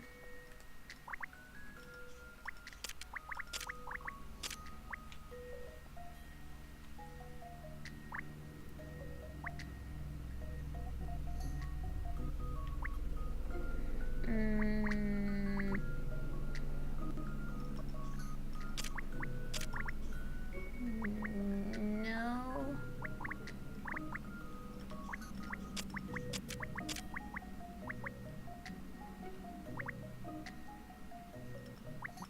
Yeah, I can't select these empty spots.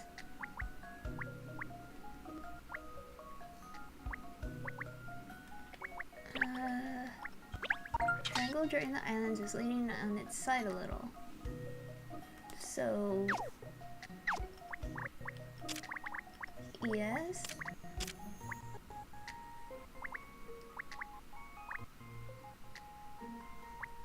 It's kind of equal.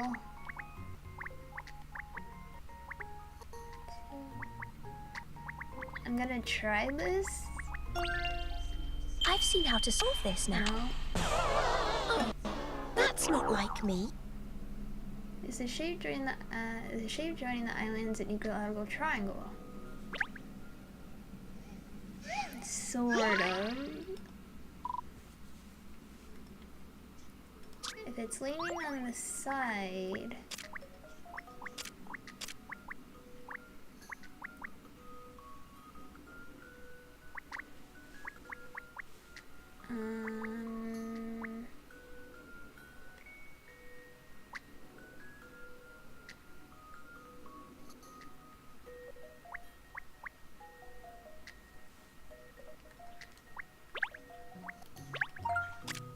island with the triangular ruins is at the bottom of the map. Okay.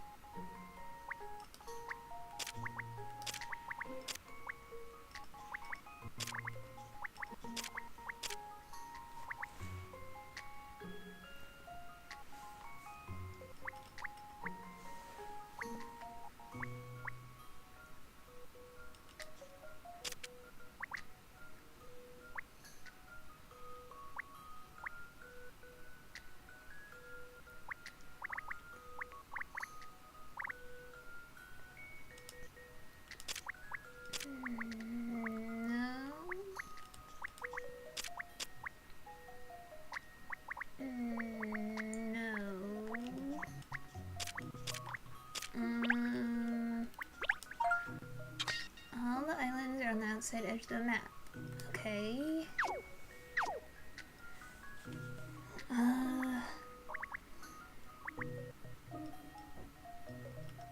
So that one for sure.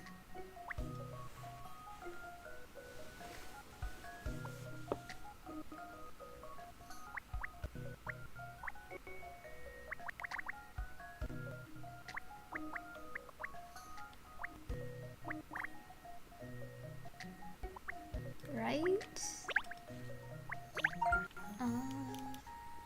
The triangle joining the islands is leaning on its side a little. Island with the triangular ruins is at the bottom of the map. All the islands are on the outside edge of the map.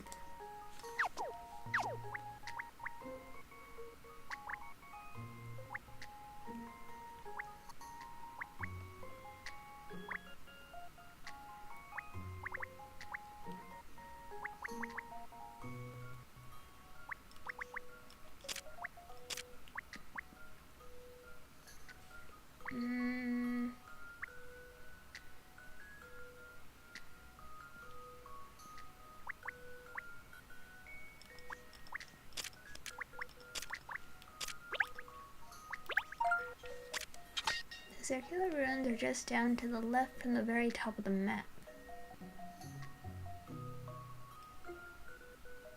The circular ruins are just down to the left.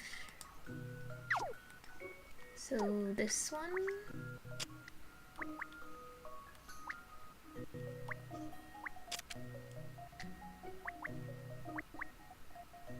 I feel like I did this though. But, This is an interesting one. Puzzles are made for solving. whatever.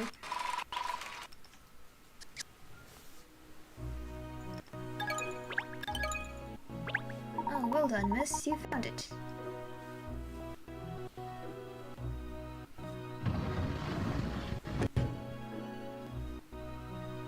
Aha, the angel figurines. This is where it was hiding. Yes, my congratulations, Miss Layton. Brilliant. So, allow me to take you to the next treasure hunt location, the bridge. The bridge again? Weren't we just there to talk to the captain? Seriously, my dogs are barking here. I had no idea there was an angel figurine hidden there, though. Well, let's go back to the bridge and find it.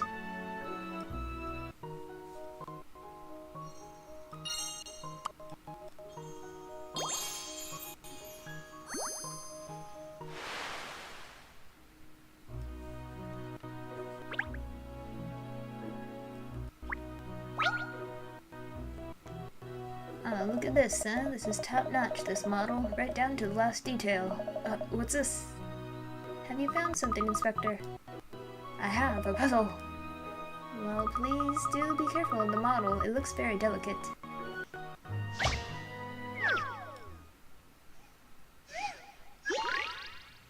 Island Mystery. There's a mysterious carving on the stone monument that sinks into the sea at high tide. It apparently shows the time when the island sinks under the water.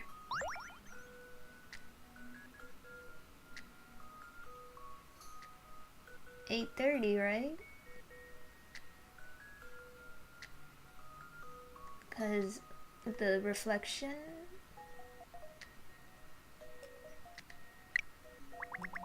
Oops.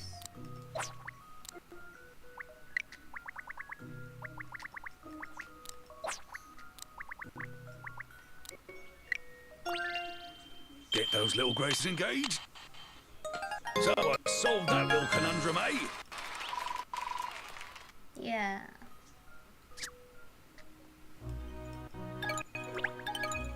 Not bad, Inspector Hastings.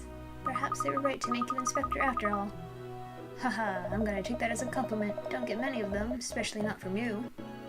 I wasn't complimenting you, Inspector. I was, well... Oh, never mind.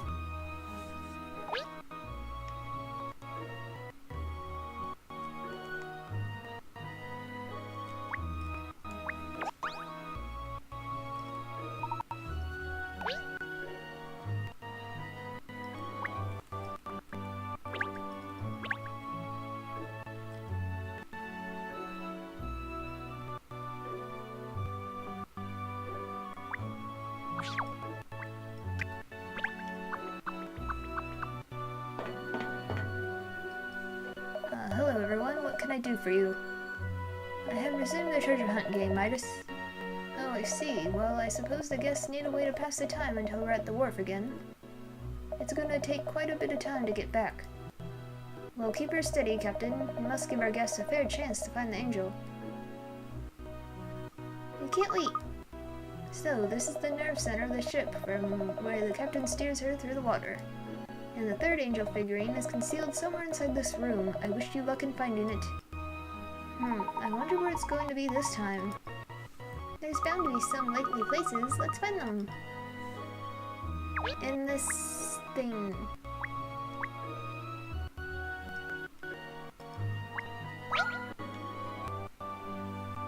There's machinery and instruments all over the place, but just here it seems especially chock-a-block.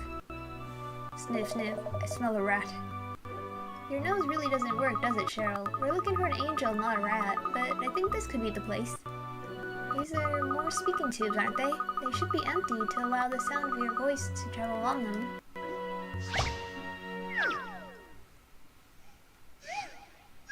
Double trouble. Control the knight and princess at the same time. Move them both one square. There's a wall.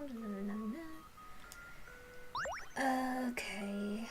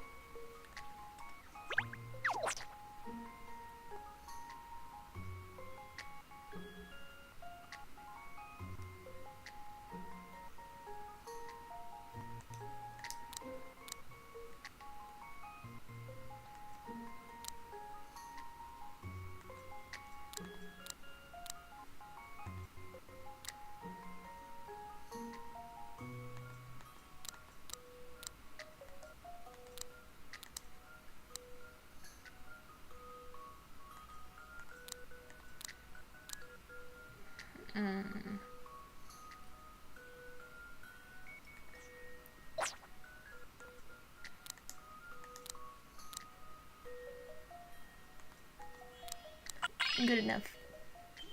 This is an interesting one. Puzzles are made for solving.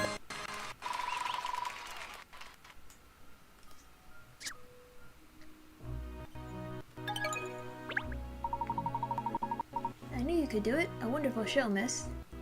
It was nothing really. It was all about coordinating your movements, you see, even when you're far apart. Far apart.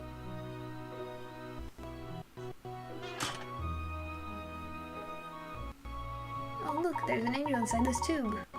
Aha! I thought as much. The third angel. There are an awful lot of these speaking tubes here, aren't there? You mean those trumpet things? They look like muzzle traps to me. They're called speaking tubes, Cheryl. They're for carrying your voice to other parts of the ship, you see. I wonder where these ones end up. Let's ask Captain Pullman. Excuse me, Captain. Could you tell us where these speaking tubes are connected to, please? They go all over the ship. I need to be able to give orders to crew members wherever they are, you see. This goes to my cabin, this one to the deck, and then there's the engine room, the hold, pretty much anywhere you can think of. Gosh, how wonderfully convenient. So you need never leave the bridge. Something like that. Speaking tubes have a long history on ships. Another wonderful performance, Miss Layton. You are magnificent in discovering the third angel. And now there's just one more to find, in the Grand Lounge, I believe. Correct. You and the other guests were about to begin the hunt for that angel when we discovered the missing statue. Alright then, no time to lose. Let's go back to the Grand Lounge and uncover the ultimate angel.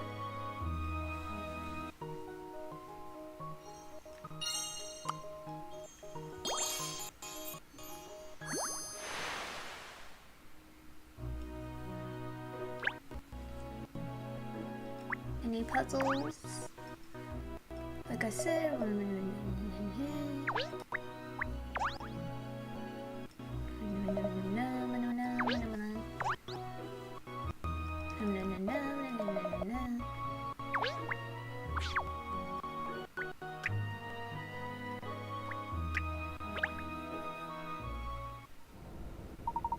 That's strange. Something's different here. When we came down this corridor before, I'm sure. Yes, the din from the engine is rather more noticeable than it was before, wouldn't you say? What? Sorry, I was just being a wag, but now you mention it, I think you're right. That's just because your ears need cleaning out, Cheryl. When did you last have a bath? The last time you gave me one. Talking to your mud again, Cat. Actually, Ernest was just commenting that the engine noise seems greater than it was before. Huh, since when? Well, it seemed much quieter in the Grand Lounge when the party started. I suppose I first noticed it not long after we started looking for the goddess statue. Probably because we're heading back in at full throttle, don't you think? Captain Pullman told us the ship's engine had more to give, if you remember. Yes, but we don't appear to be moving much faster than we were before. That's true, actually. Certainly doesn't seem a lot faster when you look out of the window anyway. I wonder what's causing the extra noise then. Yeah, who knows? Anyway, aren't we supposed to be heading back to the lounge? Yes, for the final angel. Come along then, everyone.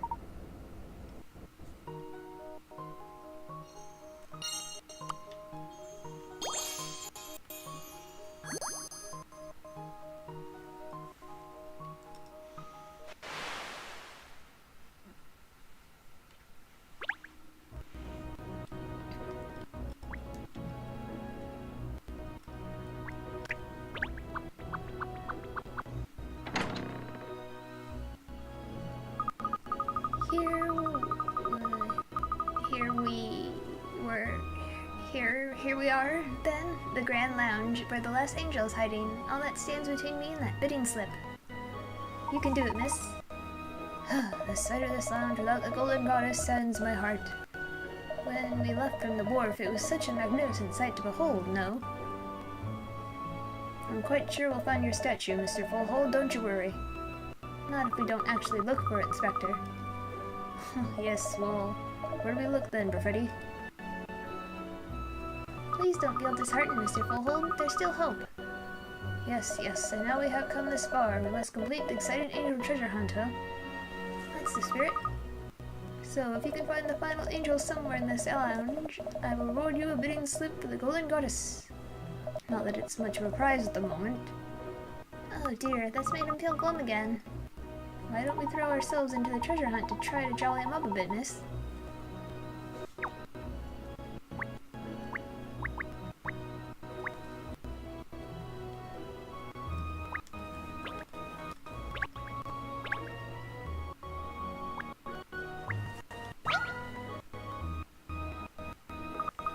I'll have to search this tiered tower of platters in minute detail, I think. Let's start with this delicious looking chicken. It smells gorgeous. Pause off the grub. You do realize too many calories dulls your brain, don't you? Oh, look, there's a puzzle here on this dish. Perhaps if I solve this...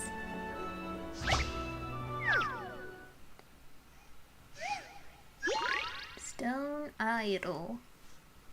There's a stone with some symbols carved into it that seem to have some sort of significance. The top part of it's missing and needs to be put back, but the pieces of stone are all in a jumble and it's not clear which one it is.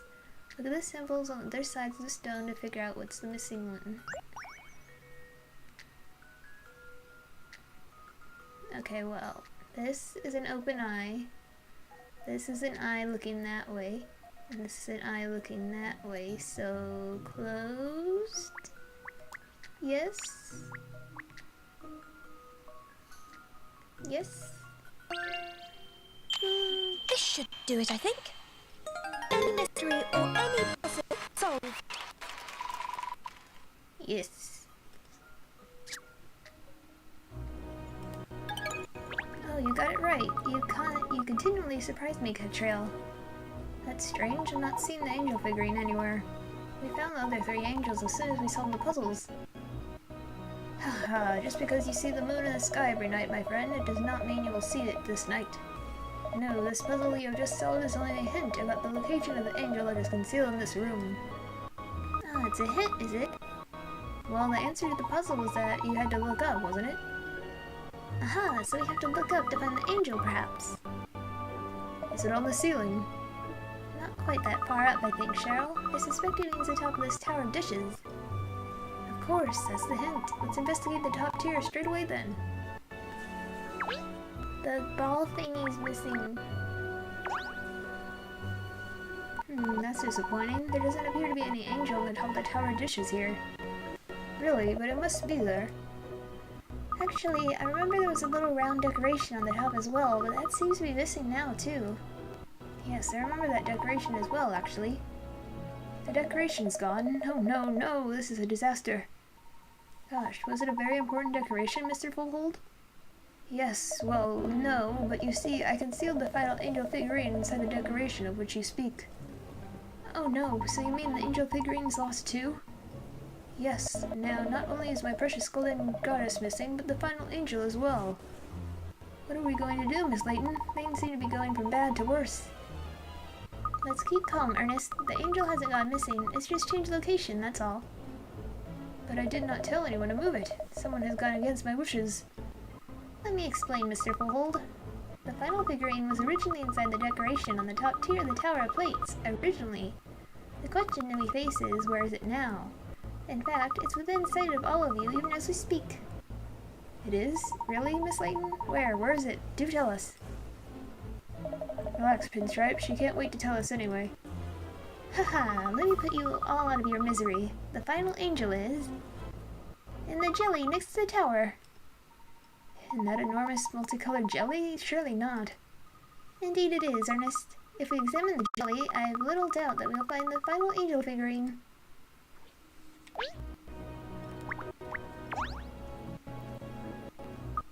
Well, Ernest, have you found it? Oh, yes, I've got it. The little round decoration and the angel figurines inside it. However, did it end up in there, miss? Somebody moved it without my permission. Is that what you're saying, Miss Layton? Actually, no. The truth is, I think the decoration just fell from the top of the tower into the jelly. It fell? But why would that happen? Quite simply, Mr. Fullhold, because your boat is not level. In fact, the stern appears to be considerably lower than the bow, almost as if we're caught on something. The ship's not level? Are you sure, miss? I can't say that I've noticed. It's not immediately obvious, especially when you've been walking around the ship as we have. But I'm quite sure the round decoration did in fact roll off the top tier of the tower of dishes. But the Titanic is the very latest model. Everything's in perfect working order, and we are not cruising at an excessive speed. What possible reason could there be for the vessel to be pitching in such a way? I'm sure there's a simple explanation, Mr. Fullhold, don't worry. Now that I've found all 4 figurines, though, I think it's time to,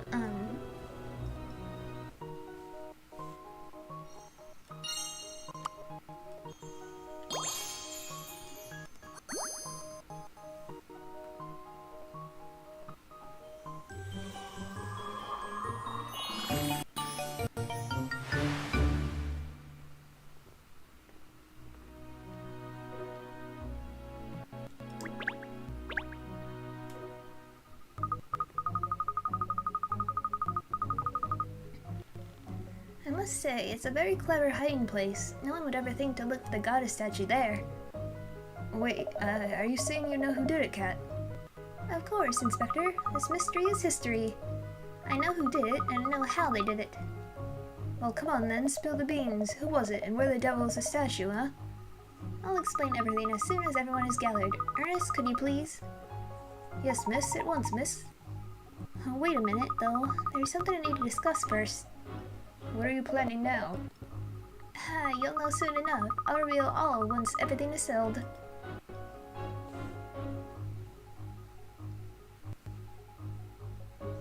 For whom the goddess smiles.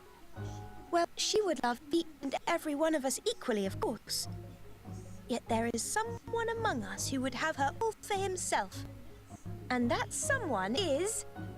No, wait. I think everyone's more interested in where the goddess is rather than who is responsible for her disappearance. So... Up. Everyone knows it's bad guy first, then how he did it. Yes, I should bow to my audience's wishes and explain the whereabouts of the statue first. Hello, dog giving advice here. So, where is the statue, you ask? The truth is, it was stolen by someone. But I have deduced where that someone has hidden it. Stolen? How could that be? Yeah, we're talking about a 4-ton statue here. How could anyone make off with that? Even if it was possible to move it, there's no way to get it off the boat. But there is. There's one way you could get the statue off this boat and onto dry land. How exactly? I'll tell you. Even as we speak, the goddess of the Thames is under the water. What do you want about? I'm talking about the only possible way such a statue could be moved from this boat to the shore. The statue is under the water, being dragged along by the boat as we speak.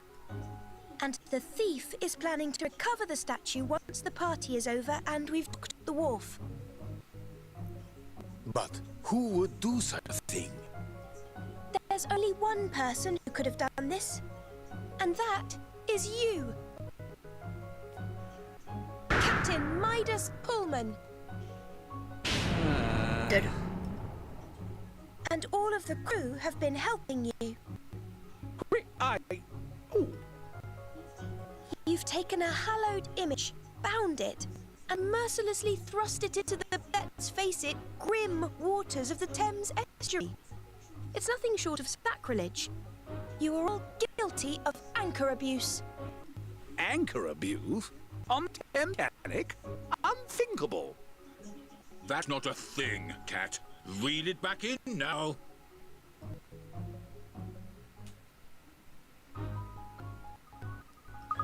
Well, how do you explain how Captain Pullman removed the statue from the lounge and into the sea, Catriel? We've already established that there were a number of conditions that had to have been met in order to use the crane for that purpose. Yes, he needed the help of the crew to make it happen. What are you saying, Cat? Well, the captain told us that there's a key required to operate the crane. Obviously, he had that himself. But he had already given the key to the ship's navigator, Abel Seaman. When the incident took place, Seaman told us he was on the bridge. That's right.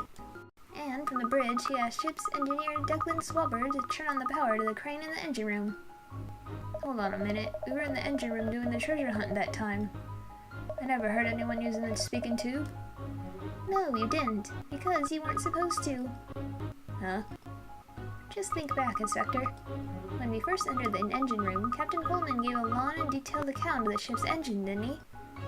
Yes, he was very passionate about the latest technology the ship employs. So that was a deliberate distraction, you think? I do, and while we were busy listening, Mr. Seaman gave the instruction to Mr. Swabber to flick the power switch. If it hadn't happened that way, there wouldn't have been enough time for Mr. Seaman to do the deed. As soon as the crane's power was switched on, he hoisted the statue out of the lounge and over the side of the ship. Once he'd finished, he let Mr. Swabber know using the speaking tube again, and Mr. Swabber returned the power switch to the off position. And of course it wasn't just those three involved. Every member of the crew helped to carry out this amazing heist. So they're all guilty then, a lot of them. It was an impressive piece of teamwork, I'll give them that. Yes, facilitated by the many speaking tubes running all over the ship, so everyone involved could relay important messages to each other. The covers on the speaking tube between the engine room and the bridge are usually left open, so they're in constant communication. And let's not forget that this crew has been together for a long time. They know each other inside out. Well, obviously that explains why my profiling hadn't produced results yet. Nobody could have predicted the entire crew was involved. I just wish they hadn't put their amazing teamwork skills to such nefarious use. What a waste. It's criminal. Well, anyway, we should be arriving at the wharf before too long. I'll radio ahead to the yard and get us a welcoming committee.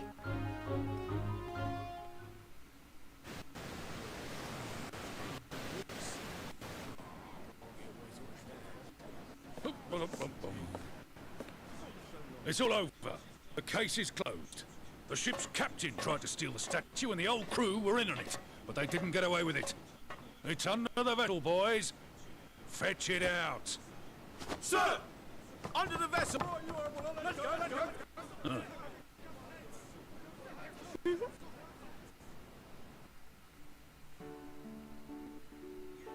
You greedy, good-for-nothing spalpeen!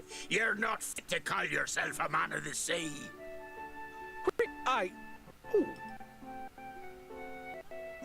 not so sure. I believe it was the captain's undying love of the sea that drove him to such lengths. Love? Mr. Pullman is aboard this brand new ship today because he's employed as its captain. But once upon a time, he himself owned one of the most famous luxury vessels around, the SS Midas Touch. Isn't that right? How did you?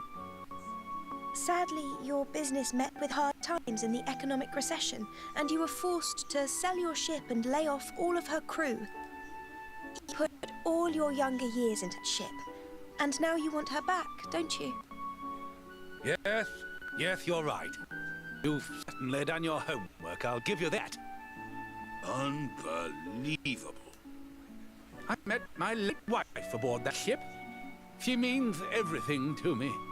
I poured my soul into her. This crew who are conspiring with you, they're the crew from old ship, correct?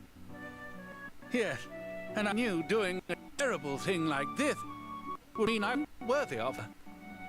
But I just had to get her back, by fair means or foul.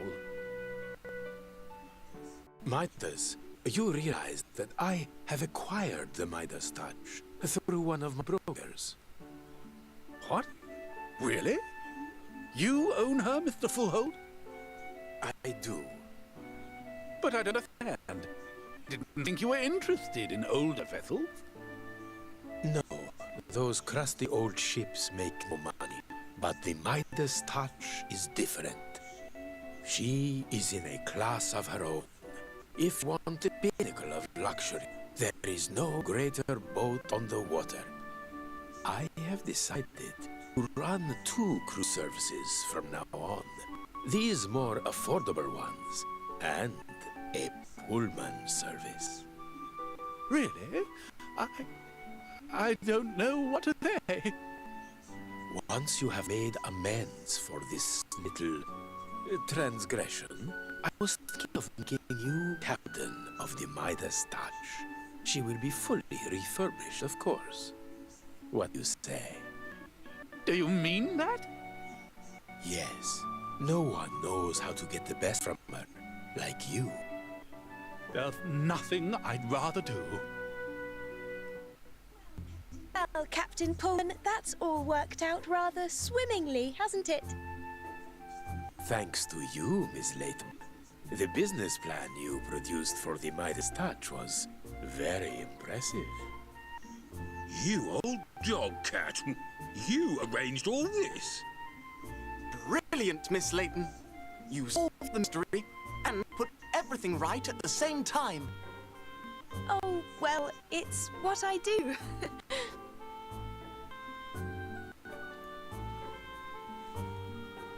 The golden goddess was raised from the riverbed, muddied but unharmed.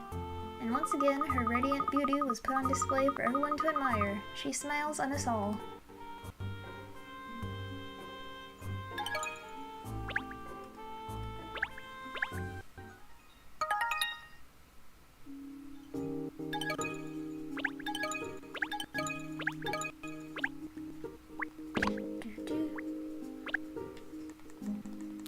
To bid or not to bid? Catriel, now that the golden goddess has been recovered, what's happening about the bidding slip? Oh yes, that's a very good point, Emiliana. I did find all 4 angel figurines, didn't I? That slip is rightfully mine, isn't it? I believe so, if I understood Mr. Fullhold's rules correctly, which I'm sure I did. I wonder just how much that bidding slip would be worth. I thought as much. You have no intention of bidding on the golden goddess, do you? You just want to make a quick buck by selling that bidding slip. Of course. After all, I couldn't possibly afford to buy the golden goddess, no matter how much of a bargain it went for at auction. Oh look, Mr. Fullhold appears to be coming over. You can ask him right now. Miss Layton, Miss Perfetti, you are my angels. Thank you for recovering the golden goddess. Oh, it was nothing, Mr. Fullhold. All in a day's work. But I was wondering... Ha ha ha, of course you were, Miss Layton. About the bidding slip, eh? Rest assured, I'm a man of my word. You found all the angel figurines, which means the bidding slip is yours.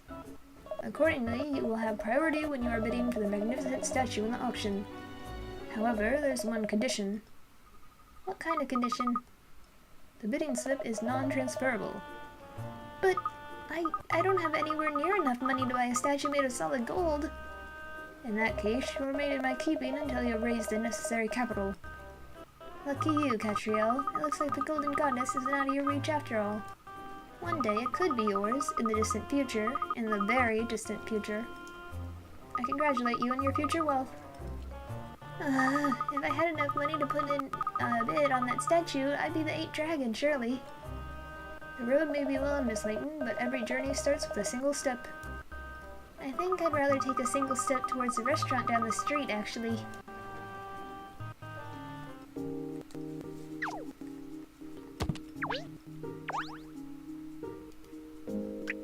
Two puzzles, one coin.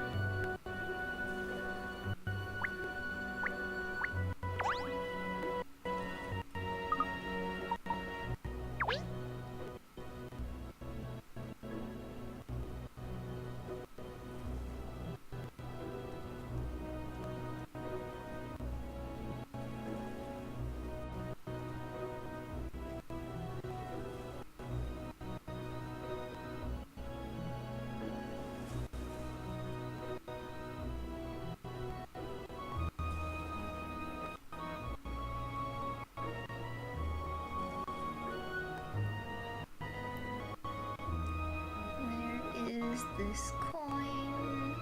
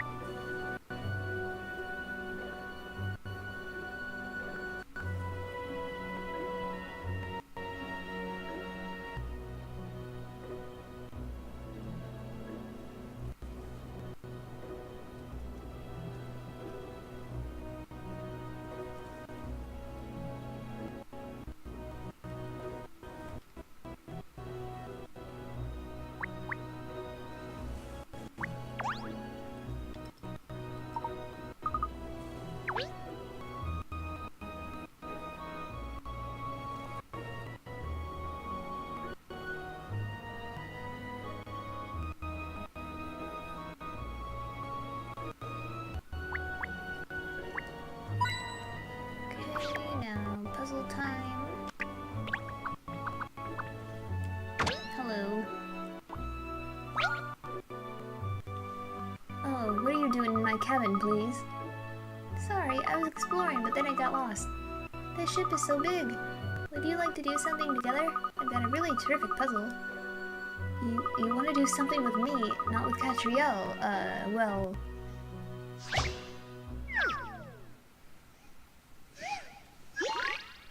Rock, paper, scissors. Okay,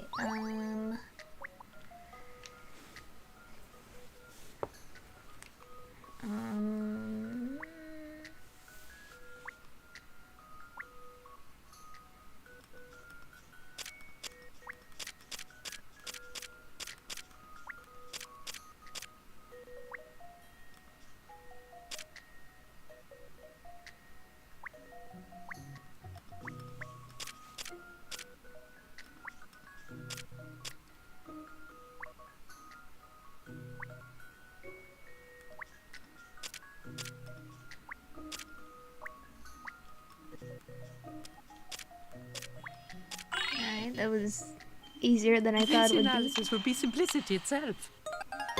Puzzles are really very simple when you know the proper methods.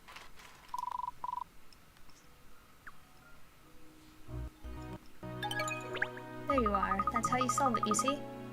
Wow, that was amazing! You're amazing! Do you know the way back to your cabin, or do you need me to help you? Oh no, I'll be fine, thanks.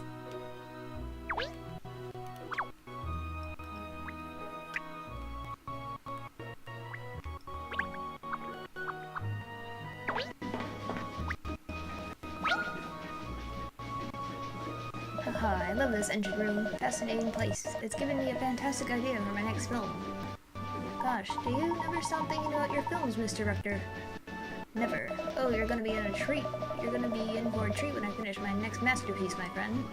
Actually, I was hoping to make use of this puzzle in my next film as well, but unfortunately I can't figure it out. You're a clever young man. You could solve it, couldn't you? If it'll help my favorite director, I'll certainly give it a jolly good bash.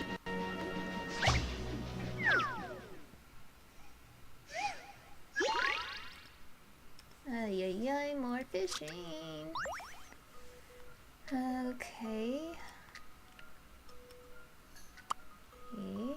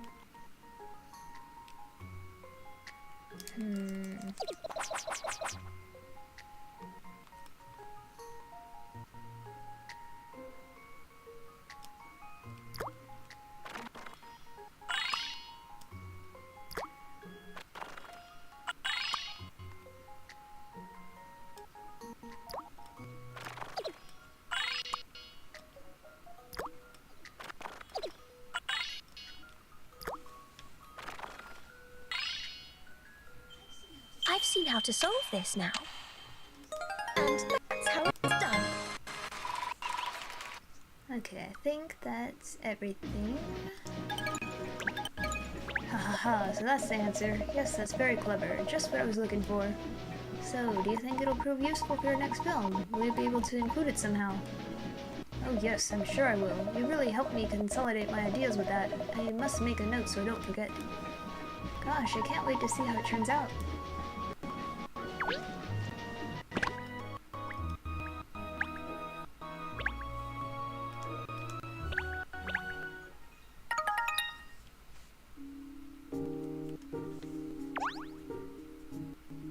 The Battle of Hastings. Despite the Godwin's Day bank holiday, Inspector Hastings and his wife birthday. What would be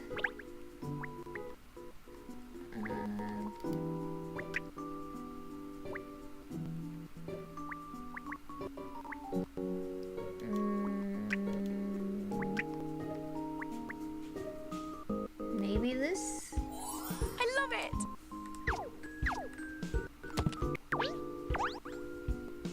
Alright, so the Battle of Hastings.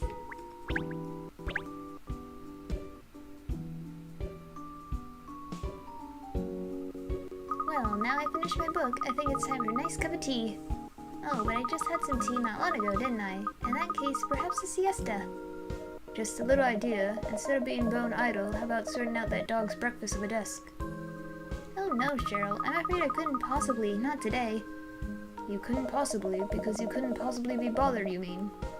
No, Cheryl, that's not it. Miss Layton has a very good reason for not tidying up. Really? Come on then, Pinstripes, lay it on me. Because it's Godwin's birthday. Godwin's Day. Godwin's Day? Yes, it's one of the annual bank holidays we enjoy in London. Oh yes, that's a very good reason, of course. Godwin's Day is a very ancient story behind it, you know. Many, many years ago, right here in the capital, St. Godwin appeared to the King of the Land. Your Majesty, your subjects are exhausted because they are working too hard. Do you not see them suffering? The king looked around the land and saw that the saint was right. Feeling ashamed that he failed to notice his subjects suffering, the king made the day a holiday from that year forward, and he named it for the saint. Obviously, nobody knows if that's really what happened, but anyway, today is a bank holiday and no one was allowed to work. That's right. As a Londoner, it would be a terrible faux pas to do any work at all today. These traditions are very important, you know. You're such a modern, forward-thinking woman, yet you still hold the old customs dear. You're an inspiration, miss. You mean she's a procrastinator? And anyway, Pinstripes, if this is a holiday, what are you doing in the office? Oh, I just came to see Miss Layton. I'm not working, don't worry. Now then, miss, would you like another cup of tea? Yeah, not working at all. This isn't work, Cheryl. Looking after Miss Layton isn't a chore. It's my raison d'être. Well, seeing as I don't pay you a salary, you're right. Being here isn't work for you. You don't pay him? Well, he said he didn't mind. He said he'd be my assistant anyway. Absolutely, I don't mind at all. This is a simply bipping job. Did you just lie down in the road and let her drive over you? Is that where the pinstripes come from? Oh, we have a visitor. I wonder who it could be on Godwin's Day. Oh, your haircut. Thank goodness I found you. I was ready to throw in the towel if your office was shut as well. Oh dear, Inspector, you seem very flustered. Is it a case? Something grisly, perhaps? Grisly doesn't come close. In all my years being a detective, I've never come across a situation that's stickier than this one. Golly, whatever's happened, Inspector? It sounds like we need to brace ourselves. Alright, Inspector, fill us in. Yes, well, it's, delicate, you see. I don't like to think about it, to be honest. The thing is, it's the better half's birthday today. Sorry? Yes, what does that have to do with the case, Inspector?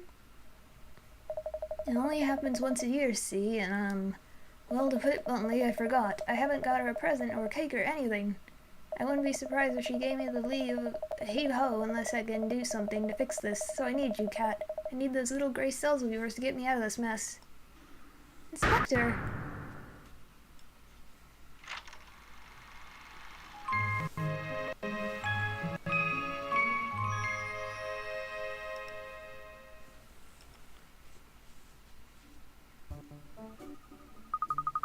I was anticipating a case the likes of which I've never seen before, and you give me a marriage rescue operation? Not your cup of tea. Would it be yours, Cheryl? Talk about being used as a dog's body. Quite right, miss. Nobody likes to be used as a dog's body, do they? How did this happen, Inspector? How do you manage to forget such an important day? I've got no one to blame but myself. I've just been so busy these past months it totally slipped my mind. I marked it on the calendar and everything, precisely so I wouldn't end up in this situation. And where's your calendar? In my study at home, and I've got one in the office at the yard as well. Ah, I see. Well, it's no wonder you didn't notice then. Oh, why do you think that, miss? Elementary, my dear Ernest. The inspector just told us he's been extremely busy, which means he would have no time for sitting in his study at home, and probably precious little time in his office as well. He's been out and about. Ah, of course. He hasn't even had time to look at his calendar to notice the reminder. Exactly. I haven't been getting back home until the small hours recently, which is another reason I was thinking I better make an effort this year for a birthday. Well, it's not too late, is it? The day isn't over yet. That's what I thought, Sunshine. So I've been all over the city looking for something for her. But it's Godwin's Day, isn't it? Every shop I look at is closed. I can't buy her a present, and I can't get her a cake. Even the bakers and the like are shut today. I can't get a table at any restaurant either. In fact, this place is about the only establishment I've come across that's open. Well, we're not technically open today, actually. I've got until this evening to come up with something. I'm telling you, I've never seen my little lemon so livid. Gosh, that doesn't leave much time, does it? No, it doesn't. I've been out all day looking for a present, you see, and now here I am, no better off. You've got to help me out, Cat. Help me find a present for her, please. Yes, I see your predicament, but it's a bank holiday, you know, Inspector. Please, Cat. Working on Godwin's Day. It's not what a gentlewoman does. I think we should try to help, miss. After all, there's nothing sadder than a birthday forgotten by someone you love. What do you think, Cheryl? Leave me out of this. Well, I suppose seeing as it's you, Inspector, I can make a special exception. Thank you, you're a lifesaver, Cat. It's not exactly detective work, is it? It is if I want it to be. Any mystery solved is my motto, as you know. The only mystery is how I got you to agree to help. Inspector Hastings, here you are. What is it, Constable? Let me see. Yes, it says here there's been a break-in at the city center. The perpetrator's on the run, apparently. Really? Yes, and he left a note. Catch me if you can, you stupid pigs. That's a challenge, is it?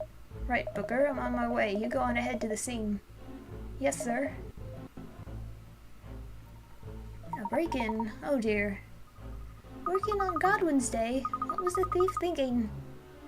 Not what you're thinking, that's for sure. Sorry, Cat. I'll have to go down there. Of course, Inspector. You can't ignore a blatant goading like that. Too right, but we haven't worked out anything for the missus yet, have we? Leave that little problem with us, and you go and catch that thief. You can't leave the people of London in the lurch. That's just not you, is it, Inspector? No, it isn't. Thanks, Cat. It's a tough job, but someone's got to do it. Right then, the present's in your capable hands. He left in rather a hurry, didn't he? Yes, and we have to hurry now, too. We must come up with something for Inspector Hastings' wife before the end of the day. I'm not sure what we can do to avert disaster there, miss, are you? We just have to think of a present so wonderful it makes her forget all about the fact that he let it slip his mind. If we can do that, I'm sure he'll be able to smooth things over. The problem is how to find an impressive enough present on a bank holiday. Quite. How do we do that? The inspector said he'd been trolling the streets since this morning. Well, inaction certainly won't help us find the answer. Let's go out along Chancer Lane and see what we can find.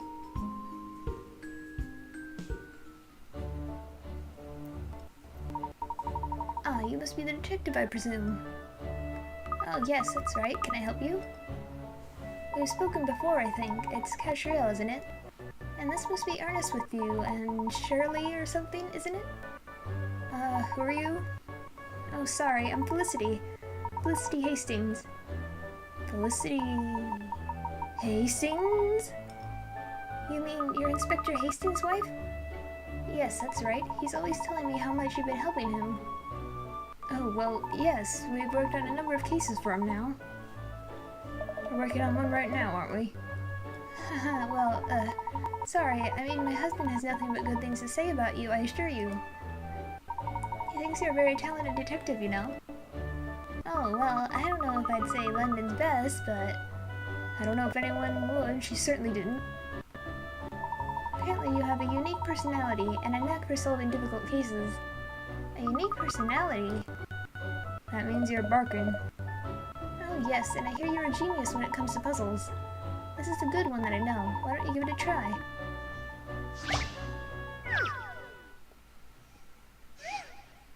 Birthday brain teaser. Today's the preschooler's birthday. There's some number-shaped candles for the cake to show her age, but they've been dropped on the floor and now they're in pieces.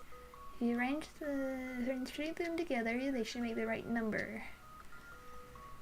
Okay.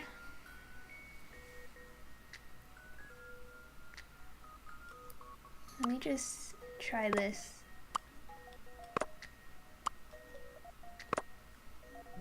I think that's the only option.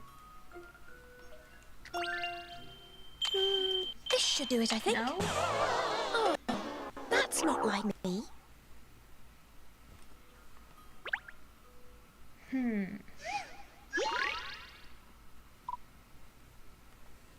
Okay.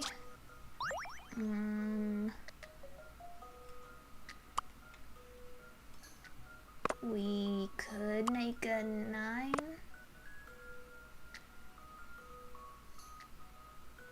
Or a 6. Whatever. This is an interesting one. No? What's the matter with me today?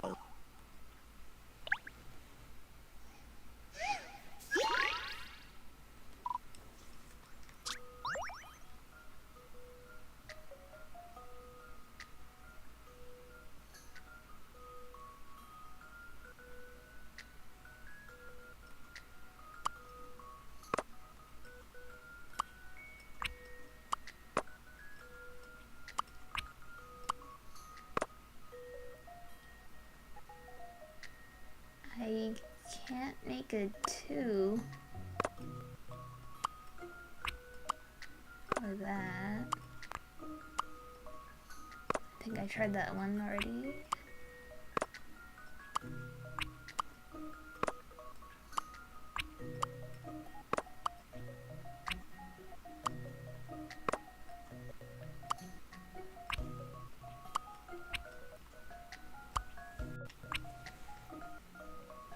So it isn't 8 or a 6 or a 9.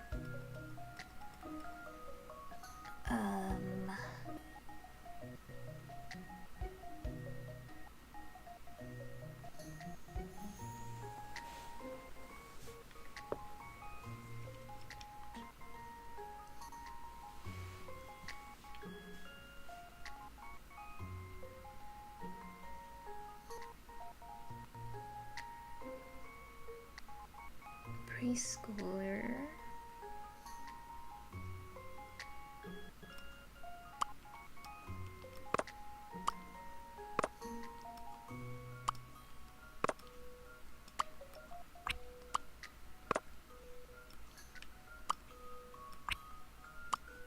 Three. This should do it, I think. Any mystery or any puzzle solved.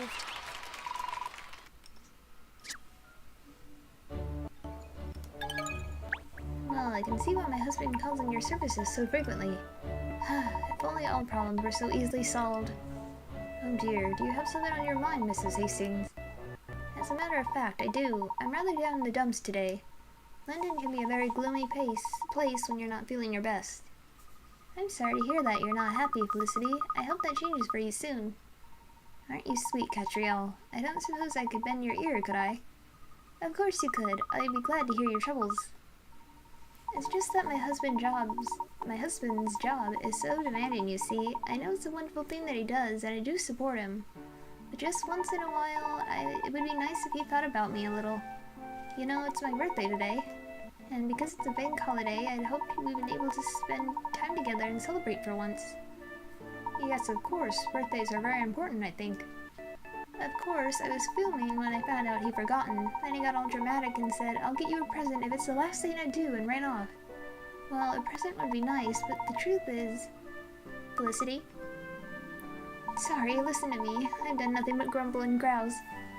I thought I could pop out to the hairdresser and maybe get an ice cream on the way home to cheer myself up, but everywhere's shut up, of course. I suppose I just have to try and forget all about it and go home with my tail between my legs. Well, I don't want to take up any more of your time. Thanks for listening. The poor woman is very upset, isn't she? Yes, Inspector Hastings said she was angry, but she didn't seem angry to me. Not so much a bloodhound as a melancholy. We must find a good present. If not for Inspector Hastings, for Felicity herself. Here, here. I wonder what would be good. Yes, we didn't ask what sort of thing she likes, did we? I suppose an outfit of some kind or some jewelry would be the obvious choice. Just the sort of thing we might find in the boutique down the road. Why don't we have a look?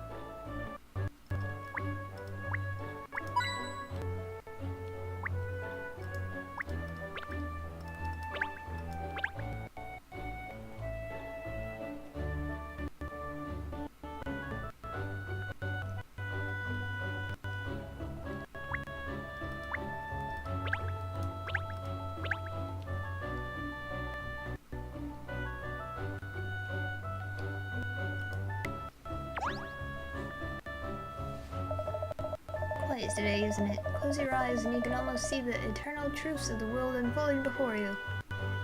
Really? Huh, let me try that. No, not seeing anything, just a sort of blackness, really. Yeah, eyelids look like that. To be occupied is a blessing, but we all need quiet times to reflect.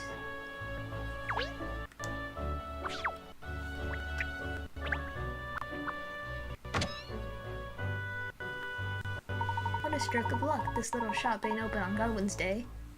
Haha, that must be why it's called the Lucky Clover. That old lady we often bump into said it had unusual opening times, didn't she?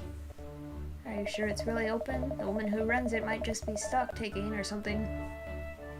Well, it's certainly not bustling with customers, it's true. Oh, look, there's Miss Price, the owner over there. Let's go and ask her.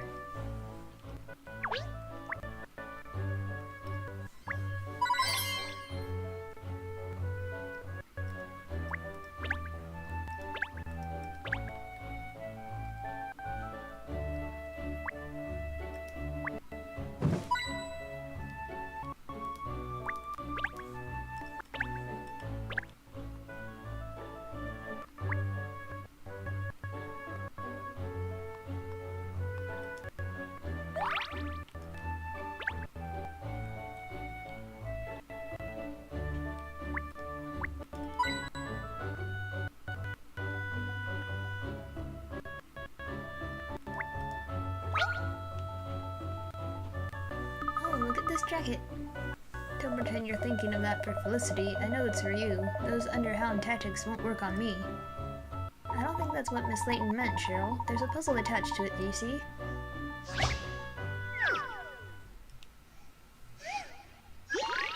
Top jockeys.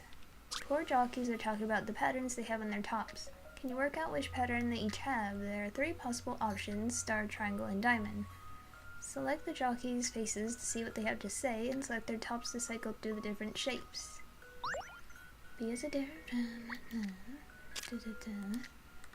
Okay. B has a different pattern to me, and it's not a diamond. C has a different pattern to me. D has a different pattern to me, and it's not a diamond. A has the same pattern as me, and it's not a triangle.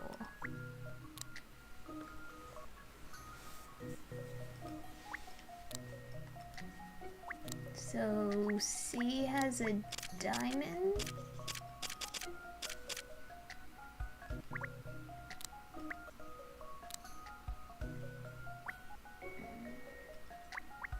A has the same pattern as me, and it's not a triangle, so...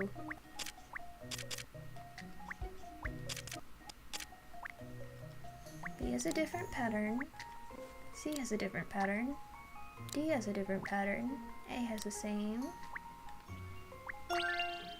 I eat puzzles like this for breakfast. They do call me Sherlock Holmes for nothing.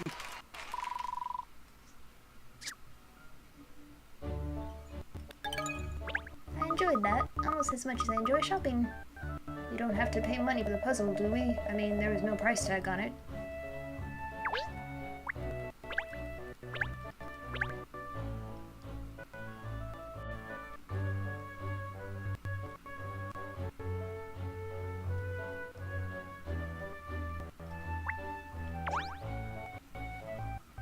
Hello, Miss Price. Ah, welcome. Feel free to... No, what am I thinking? What do you want?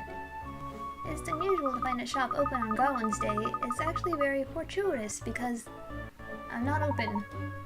Oh, but we saw the door was ajar, so we thought... I just came to pick up some things, that's all. I won't be here for long. The shop is closed today. So you won't sell us anything, you mean? I'm sorry, no. I'm on my way somewhere, actually. It's a bank holiday, after all. No one works on Godwin's Day, do they? I'll have to ask you to come back at another time.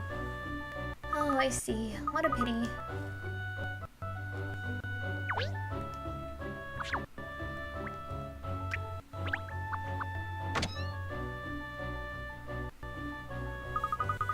We come away empty-handed. I really thought we struck gold when we found the Lucky Clover open.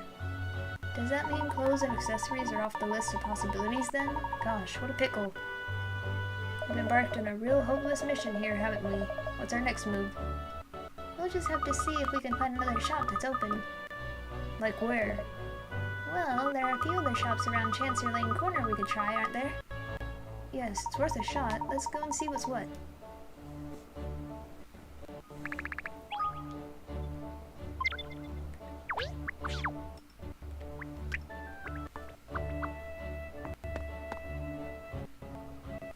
So, let's see. Are any of these shops open? The restaurant seems to be shut, miss. Yes. Everyone wants to take a holiday when they can, I suppose. Isn't that the Lipsky brothers over there?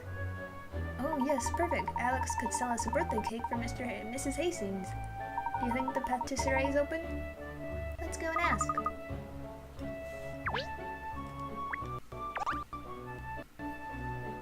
Hiya, it's terrific that we don't have to go to school and that, but I wish some shops were open.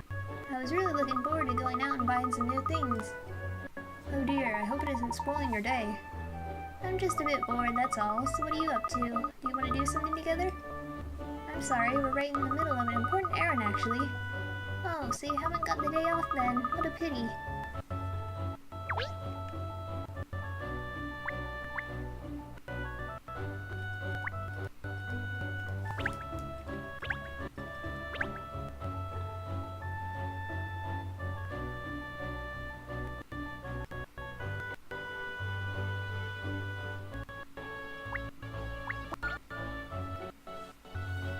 Oh look, there's a beehive in here. I'm impressed with your powers of observation, Cheryl. I'll make a detective dog of you yet. I don't want to be a detective dog. I'm not even sure I'm supposed to be a dog. There's a puzzle in with the bees as well.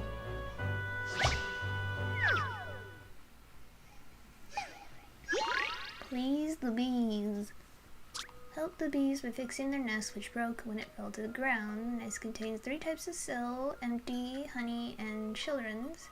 Cells are not allowed to be adjacent to another room of the same type.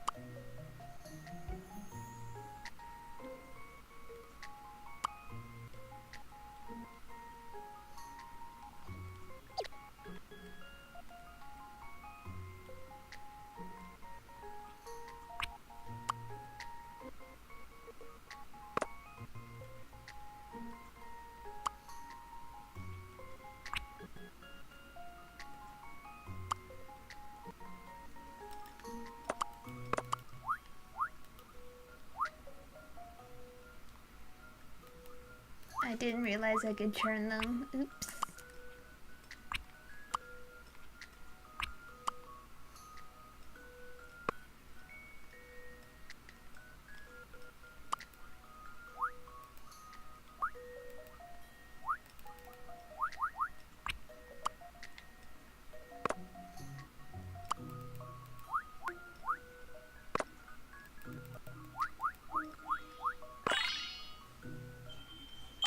Like I think I saw it, but I That forgot was about too it. easy.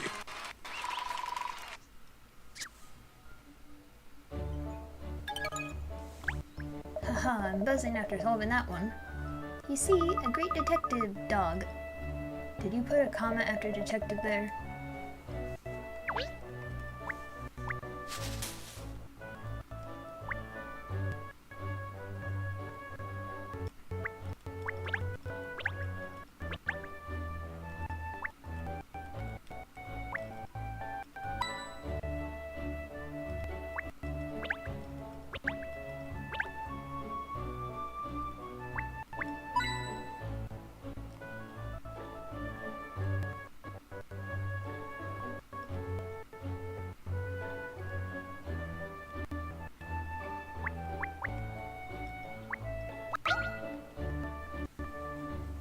See, that way will not work.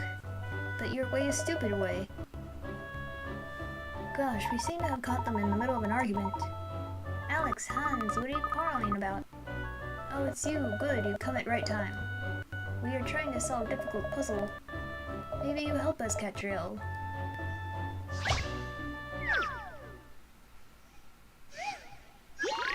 Piece of cake. In the picture you can see a cake in the shape of the number 6. You need to cut the cake in a straight line to make 2 numbers. How could you cut the cake to make the largest possible total if you were to add the 2 numbers together?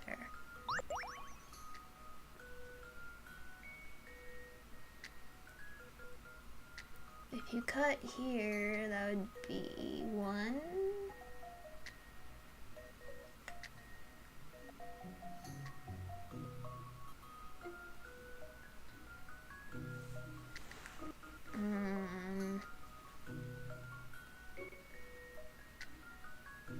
Cut the cake in a straight line.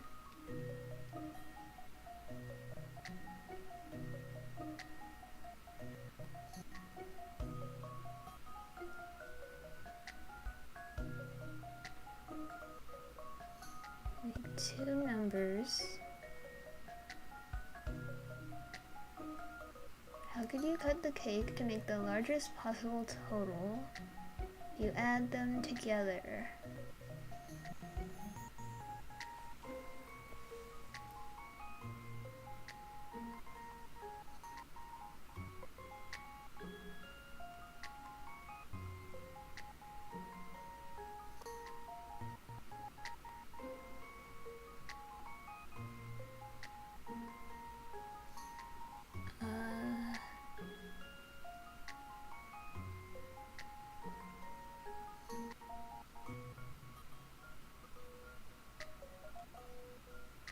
If we know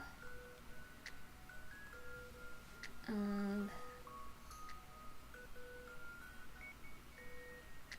only like obvious choice I see is down here.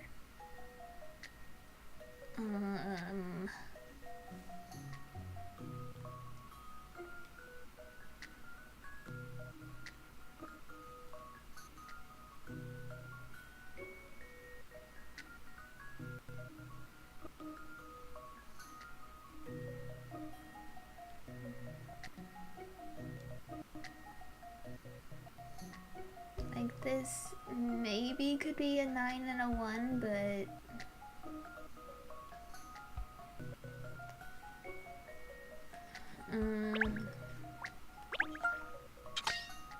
yes, it's obvious. Yes. You want me to just say 10 then? It's not really a 1, but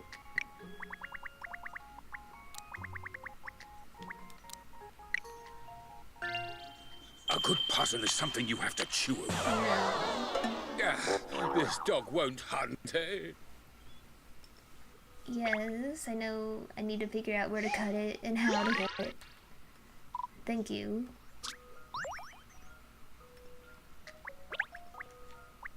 I turn 6 around, it becomes 9. Yes.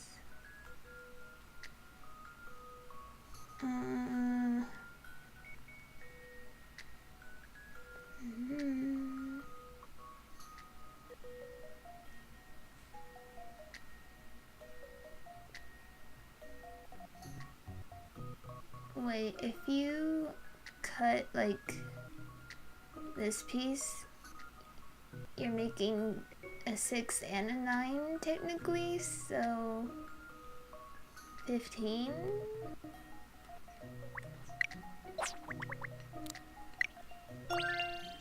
This puzzle's got some bite. No. That was just a warm-up one, wasn't it?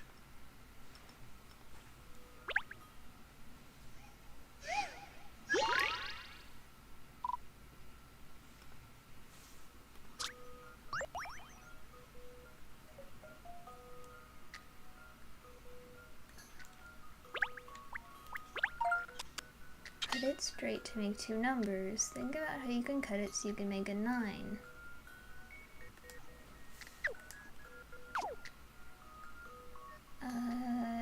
Isn't this like the only way?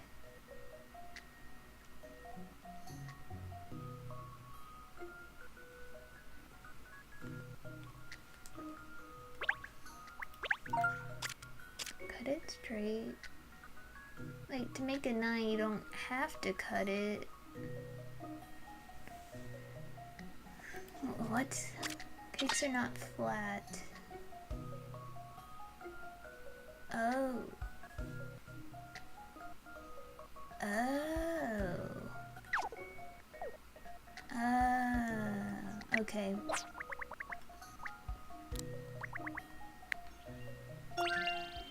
I eat puzzles like this for breakfast. That was too easy. Whoops.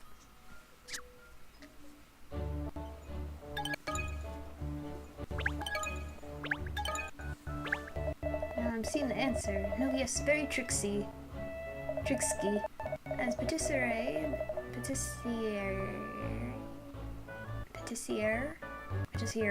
this way of cutting cakes is not good. It makes me uncomfortable. You and me both, sir. Like, why would you remove the filling like that? So, what are you both doing here today? No, Bratsy and me are going out. Oh, so the patisserie isn't open today then? Huh. Try saying a bit louder, Pinstripes. Maybe they didn't hear. And what about the Elizabeth Tower? Is there never any maintenance work to carry out on the clocks or Big Ben on Godwin's Day? No, yes, sometimes, but I adjust all clocks carefully yesterday. Today is no work day. Bratsy and me never have holiday at the same time, so we arranged from a long time ago to do something together. Well, that sounds lovely. No, yes, I'm not sure. I'm thinking about staying at home for relaxing instead, but Bratsy wants to go out, so Bratsy must go out. Sometimes it's nice just to stay in, isn't it? What are you doing today, Detective? You want to see us for something? No, yes, we're doing a favor for Inspector Hastings. He's in a bit of a tough spot. No, yes. Careful, cat, it's catching.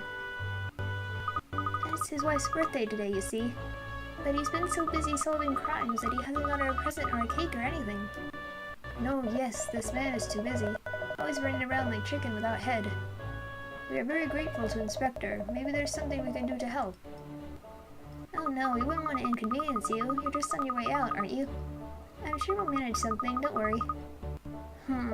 Good luck. Please buy an interesting and fun gift for Inspector's wife. Thank you, we'll do our best. I hope the two of you have a fun evening together. Well, it looks like a cake isn't going to happen either, so we'll have to think of something else. I wonder how the Inspector's getting along with the case he was called to, though. Even if we manage to find a present in time, it won't do if the Inspector himself isn't available. No, that's true. Perhaps we should find him and let him know how we're getting on. How will we find him, though? Do you know where he is? Let's go to Scotland Yard, and if he's not there, we can ask where to find him.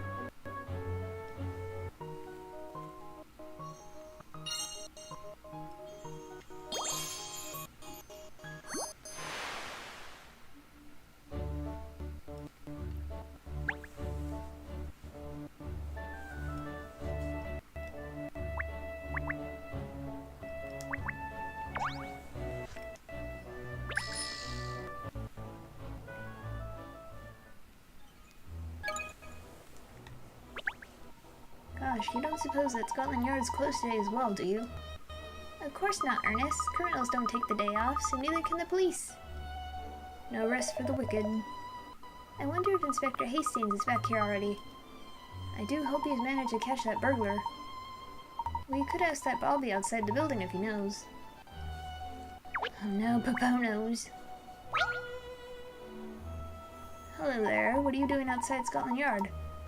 I was trying to sell my Paponos, but they said it's not allowed because it's a bank holiday. Oh dear, poor you. You know, I had a letter from my family in Sangrio, and they sent me a new puzzle. Would you like to solve it?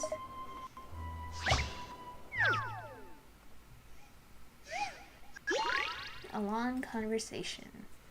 A man and his partner are having a strange conversation. The man says to his partner, "It's our 7th anniversary on 30th of June last year, and it'll be our 10th anniversary next year.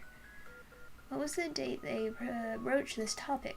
Select the boxes to input the month and day. The anniversary question happens once per year every year, no more and no less."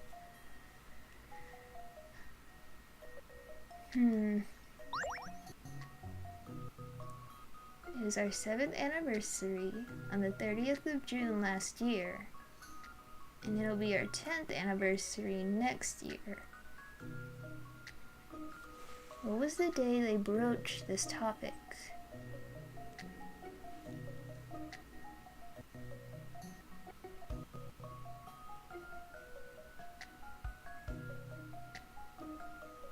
So like 8 years married and 10 years together. So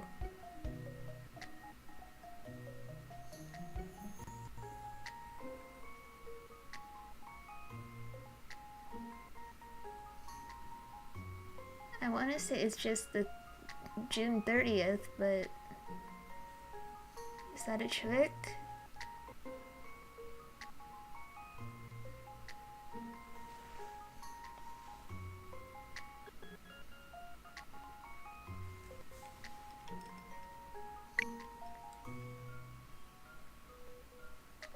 I guess I'll try it, but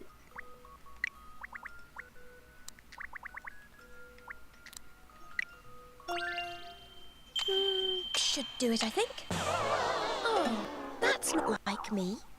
look again at what was said and try to get the details straight.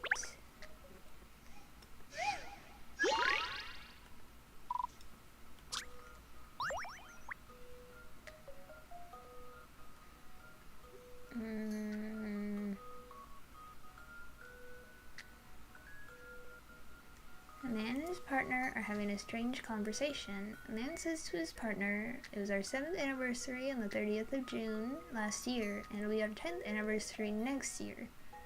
What day they broached this topic?"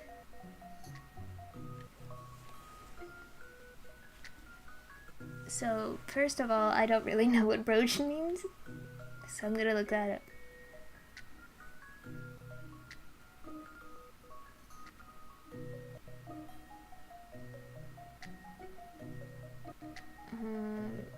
Okay, to bring up in conversation.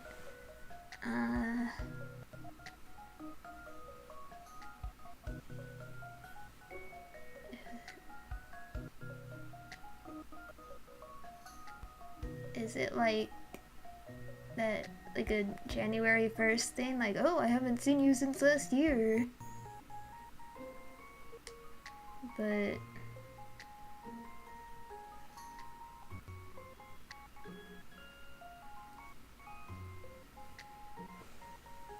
seventh anniversary on the 30th of June.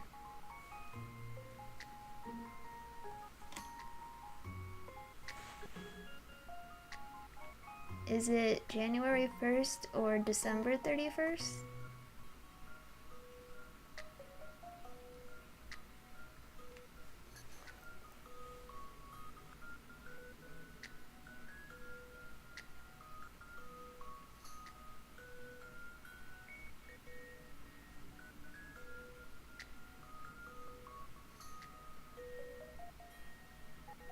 Like, I want to say February 29th because of the jump between 7 and 10, but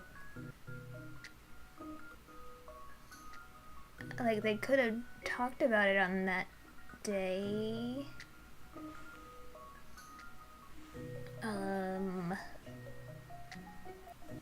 Because their anniversary is June 30th, but they could have talked about it any day, right? So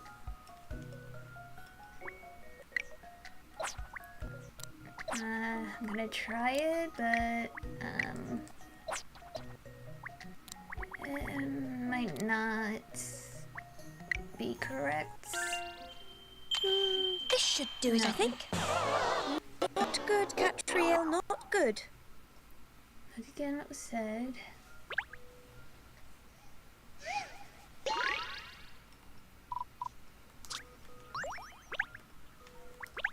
Look what was said. He said it was their 7th anniversary last year, which means the conversation must have taken place between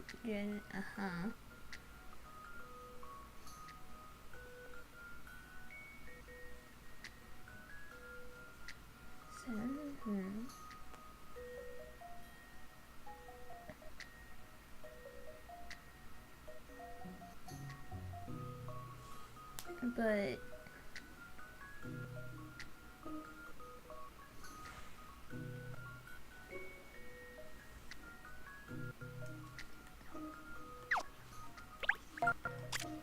I said it would be their 10th anniversary next year, which means that the conversation must have taken place between the 1st of January and the 31st of December in the year of their 9th anniversary.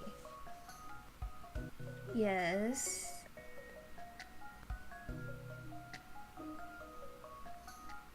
Next year. It was the 7th anniversary last year, which means the conversation took place in the 8th year anniversary, and so it would be the 10th anniversary next year, which means it's their 9th anniversary too.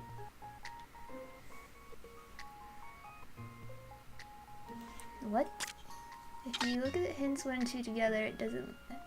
yeah, there's a small window and the timing could have been right.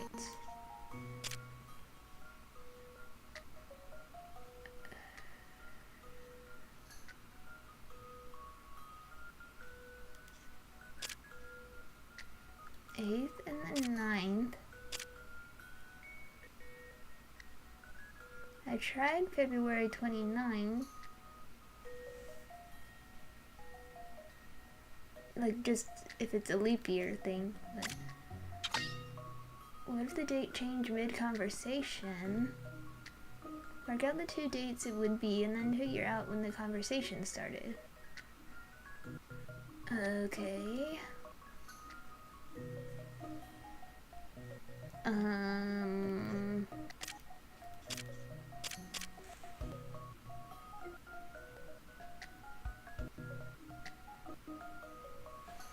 So like 7 years married and 10 years together or something like that, right? That'd be why it's different, like I was thinking initially.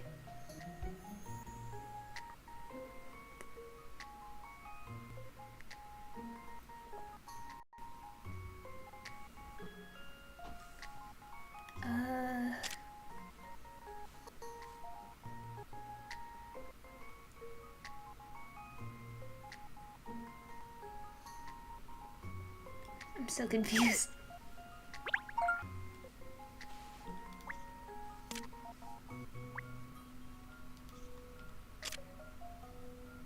In the year of their 8th anniversary,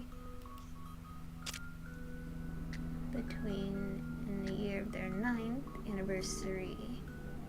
So,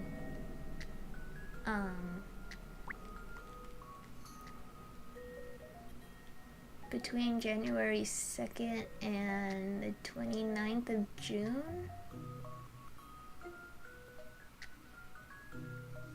Because that would be their 9th anniversary year, but they wouldn't have it yet, so June 29th?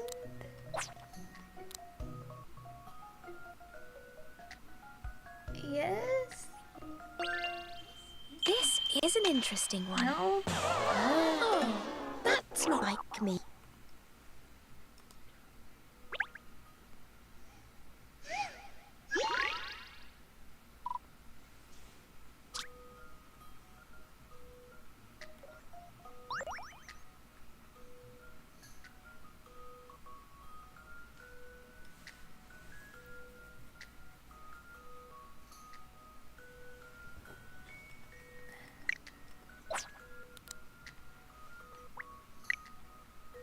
I'll try January 1st, I guess, but I've seen how to solve this now. Not good, Adriel, not good. Okay, you know what?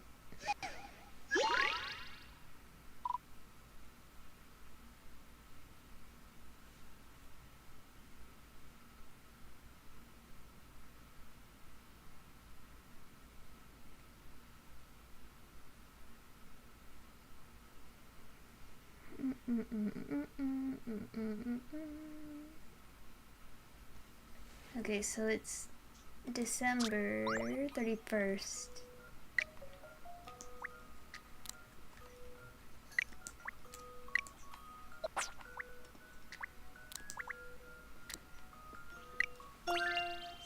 I've seen how to solve this now.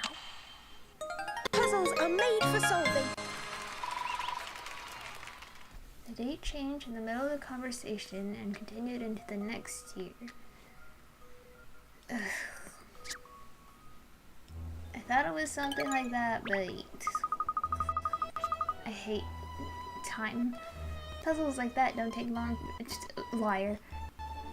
Wow, you're amazing. Maybe you're so happy you want to buy a Popono. Oh, I would, but it's Godwin's Day. Sorry.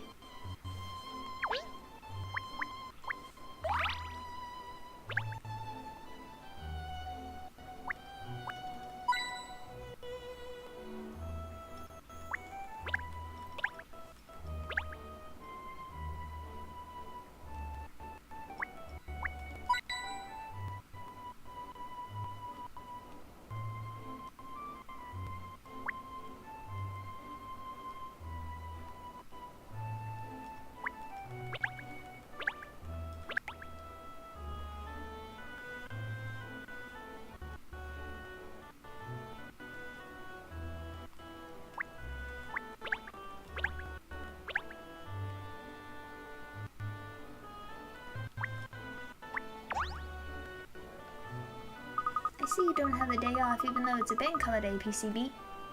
Hello, hello. Quite right, miss. Godwin's Day means nothing to us coppers. Ha!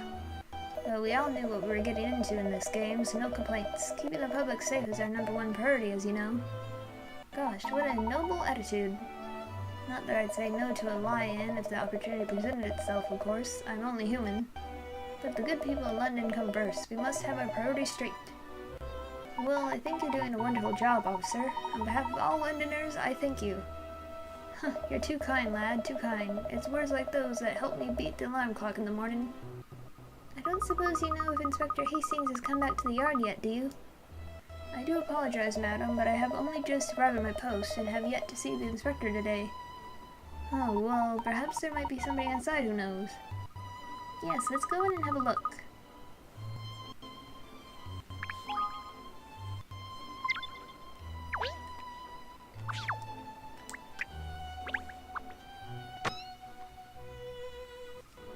Oh, it seems busier in here than ever. No sign of Inspector Hastings down here, though. Perhaps he's still out chasing that thief. There's the detective who came to find old Super Snitch before. Look. Yes, you're right, Cheryl. Well, if he's here, perhaps the inspector's back after all. Let's go and ask him, shall we?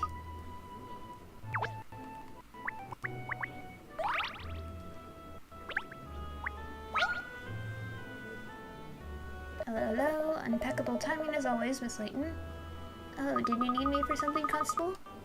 Indeed I did, and I do. There is a chap in here not long ago, and he left this puzzle behind. But it's got me all tied up in knots. I can't make any sense of it whatsoever.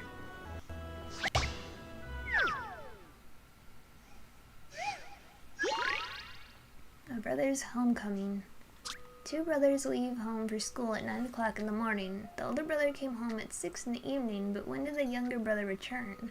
The younger brother came home later than the older brother. Two brothers leave home.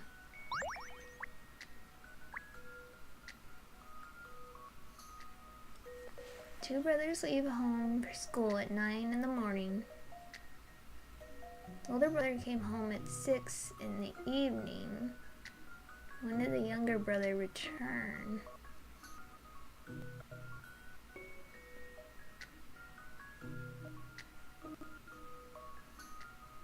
So, like, I want to say the quote unquote brothers are the sun and the moon?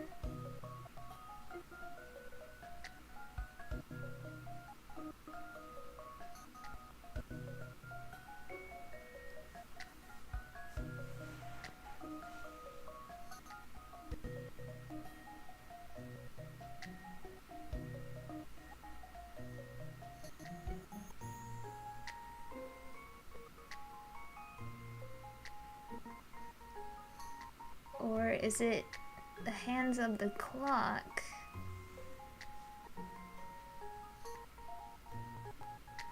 Let's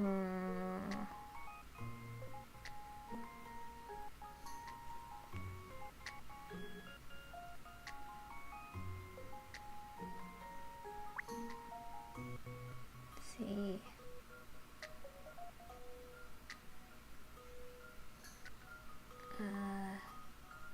Older brother came home at 6.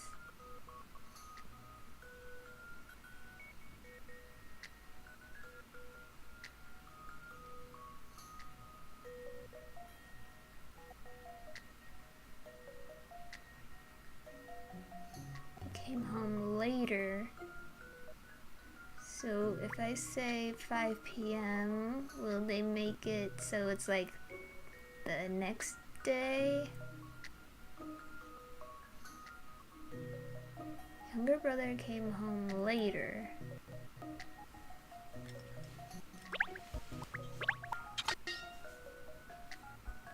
Yes. 10 minutes before his big brother. We know the young brother came home later, so that can't be it. 7 hours after leaving the house would be 4 p.m. For the younger... Yeah. Yeah. This is an interesting one. Any mystery or any puzzle solved.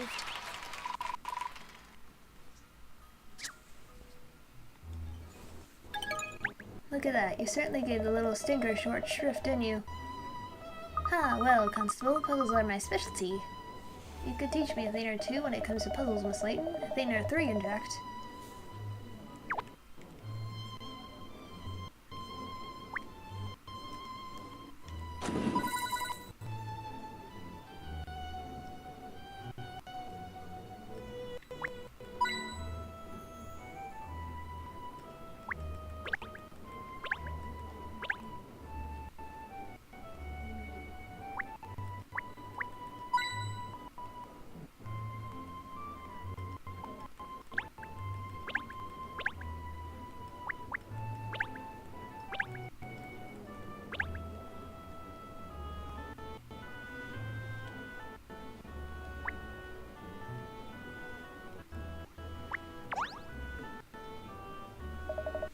Hello there, Miss Layton. Sorry for interrupting before.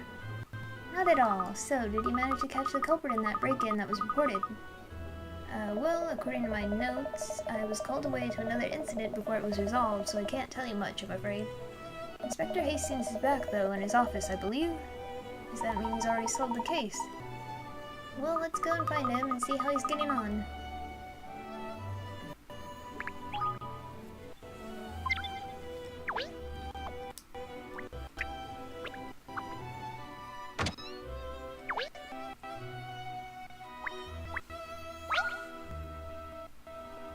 Look at that. I just wagged my tail against the chair and a whole cloud of dust billowed up into air.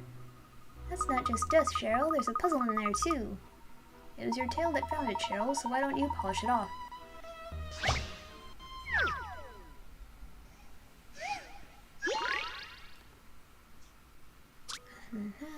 Make sure all three children have breathed the same amount.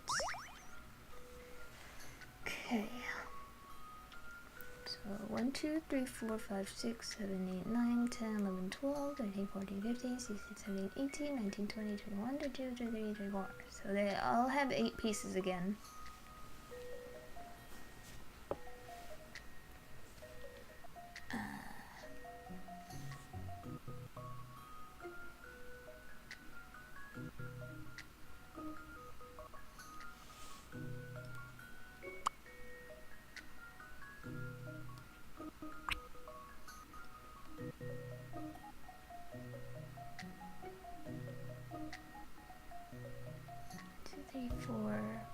6, 7. And then 8.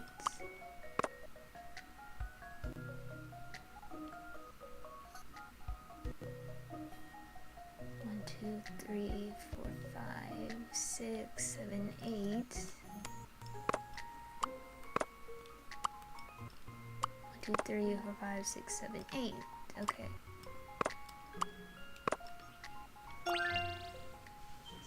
This puzzle's got some bite.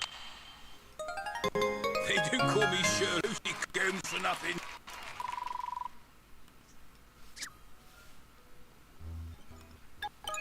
Well, that's the puzzle taken care of. Time for a nap. Not likely, Cheryl. We have things to do.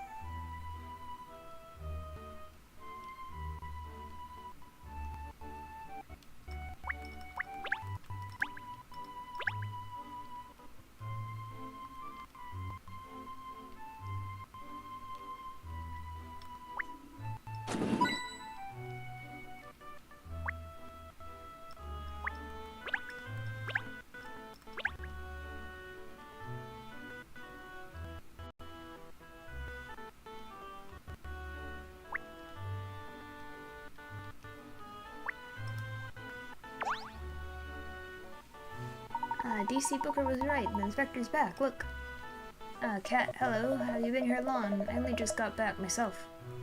No, we just arrived. Did you manage to catch your man? Of course, with a little help from Joe Public, but we nicked him alright. Well, that's good news. What sort of help? Well, he was a slippery critter, this one, and quick on his pins. He ran off into this park, you see. But because it's Godwin's Day, the place was packed, so I had an idea. I shouted out, "That fellow's a thief!" And with that, all the people in the park went after him. And he soon had him surrounded, and then all I had to do was slap the cuffs on him. Gosh, that really is help from the public, isn't it? Yeah, we'd have lost him otherwise, I think. Anyway, more importantly, have you come up with a present for Mrs. Hastings yet? Not yet, I'm afraid, Inspector. As you discovered for yourself, everywhere is closed today. Oh, I had a nasty feeling that's what you'd say. Don't be defeated, Inspector. It's not over yet. We still have time before nightfall. Yeah, but there's no hope for getting a present, is there? Every flaming shop in the city's shut. And it's too late to go trapezing further afield now. I don't see what else I can do. It's too soon to give up. There may be other ways of obtaining a present that we haven't thought of yet. We'll keep thinking and looking out for something that Felicity would like. Well, thanks, Kat. Beats me why you're going to such a lot of trouble to help me, but I appreciate it. It's quite simple. I'm doing it because I want to. Blimey, you sure you aren't too nice to be a detective, Cat? Anyway, what have you got in mind? Where are you gonna find a present, huh? Yes, I'm starting to think the answer doesn't lie in the shops. But I have an inkling that someone I know may be able to help. Oh, who's that then? All in good time, Inspector. I need to head over to Guild Hall for now. Guild Hall? Yes, although I can't promise the person in question will be there, of course. Alright, well, it's just down the road, so I'll come along with you.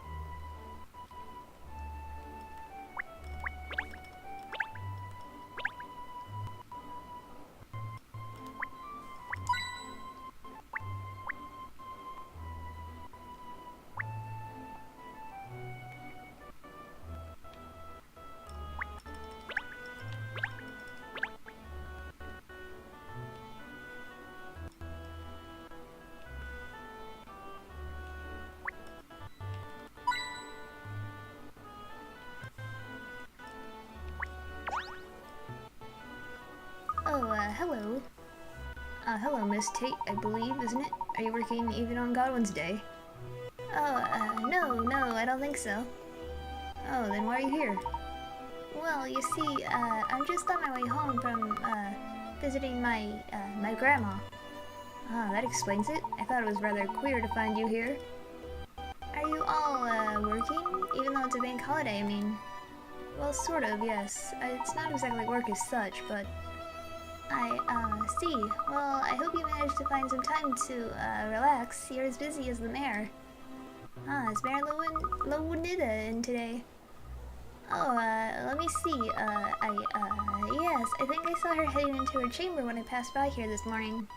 So she's probably in there working now, I should think. Maybe. Well, if you'll excuse me, I have to be getting along now. Of course, thank you for your help. I had a feeling Pipper would be here, even today. She's so devoted to her job, that woman. So we're here to see the mayor, are we? Yes, I feel sure she's going to have some great advice for us. Interesting idea. Alright then, let's see what she should suggest.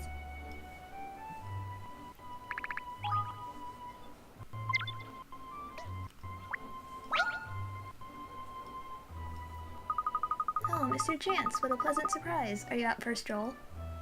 I'm glad I bumped into you, Miss Layton. I bought some baby goods the other day and there was a free puzzle with them. I know how much you enjoy this sort of thing. Here, it's all yours.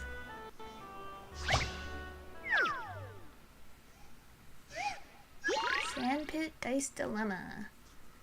Some children have been rolling dice around in a sandpit, leaving patterns in the sand. Now the imprint from one side of a peculiar die has been obliterated. So whose die made the marks? There are 6 designs used on the sides of the dice, and each die has exactly one of each design, but every die is different.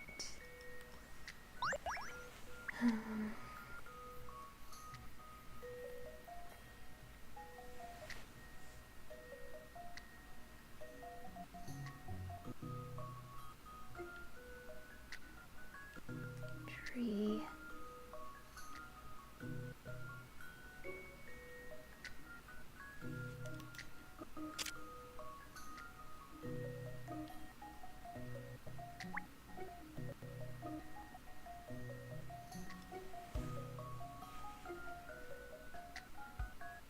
Let's see. Square. Squares down. An X. Square. X.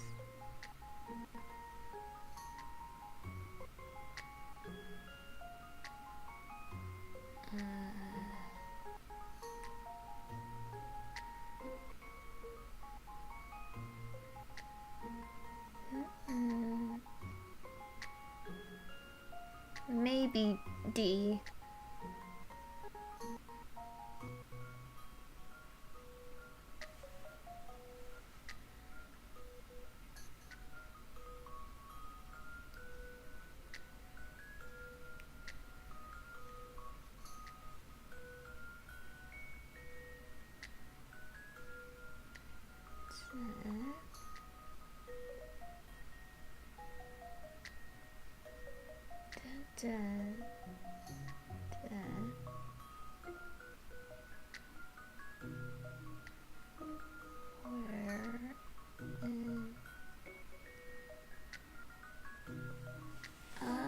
I'm gonna try D. This should do it, I think. Any mystery or any puzzle solved. You did it. The clover design was the key to the puzzle. Yes, I was trying to like turn it around, you know, picture it like if the square is down like this and then you turn it this way, you get the X. So that's like the only thing that worked out over there. And then there was the clover we saw, so I'm like, that's somewhere near the end, possibly. Anyway. Aren't you lucky, my little munchkin? You got to see the detective solving that lovely puzzle wuzzle, didn't you? Ha, your baby's very cute. I can see why you're so infatuated with him. It would be impossible not to be, wouldn't it? I don't understand how they come out looking so adorable. Do you understand it, little cutesy wootsy? Do you, do you, do you? Do you, do you, do you?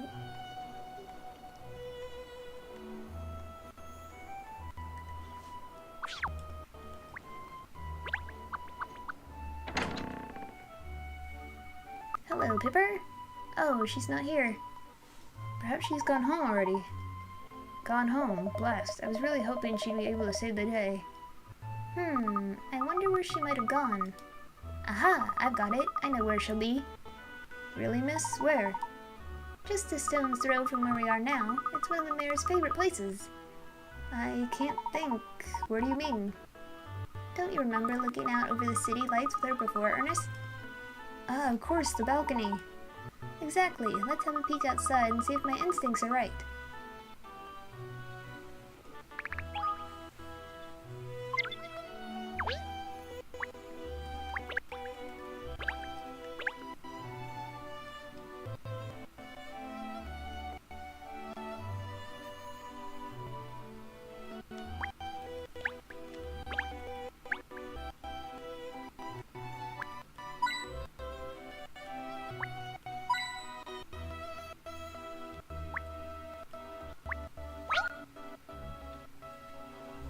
There's some sort of victory trophy here. Look, do you suppose it belongs to the mayor? It looks like a sports trophy, doesn't it? Sports tournaments, festivals, it's all the same kind of thing. Oh, I know an interesting puzzle about a sports tournament, actually.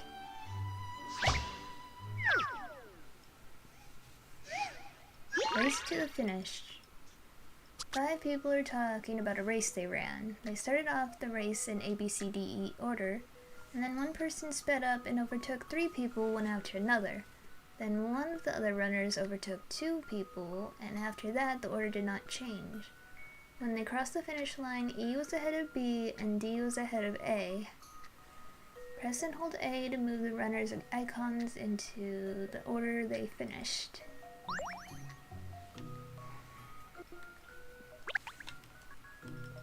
Okay, so they started ABCD.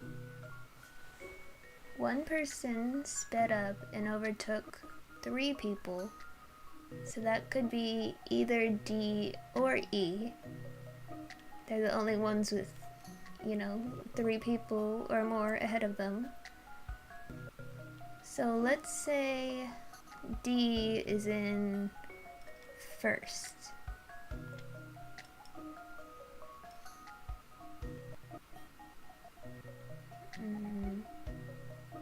And then I guess I'll just write it out just to have it.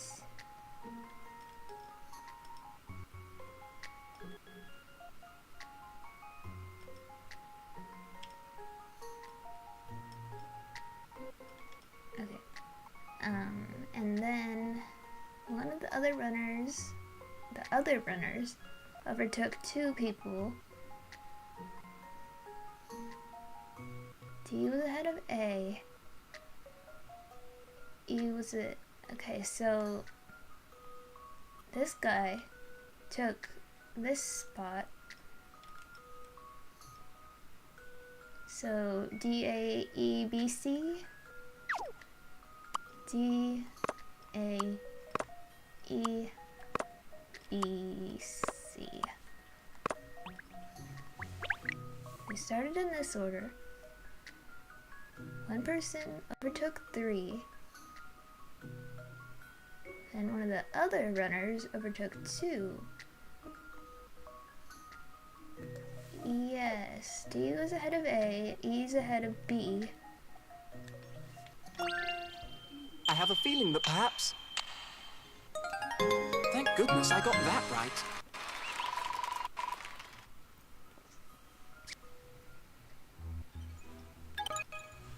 Very good, Ernest. Perhaps you should enter the next time there's a sports tournament on.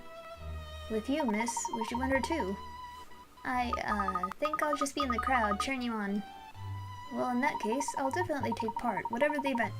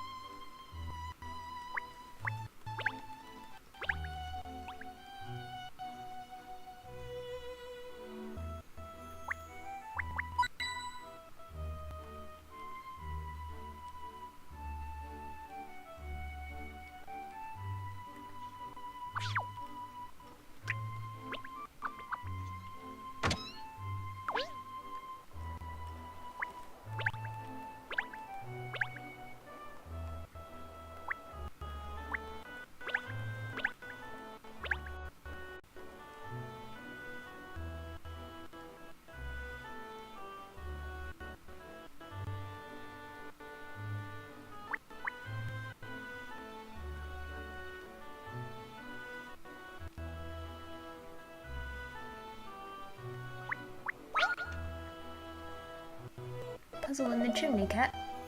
And there I was, thinking it was just a run-of-the-mill cityscape.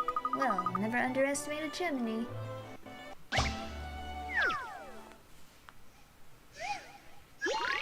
A friend for Y. Here are several letters divided into 3 groups. The group on the left contains M and U, and the group in the middle contains H and O, and the group on the right contains C and E. The middle group has the special features of both the left and right groups. Now Y has come along, but which group should it join?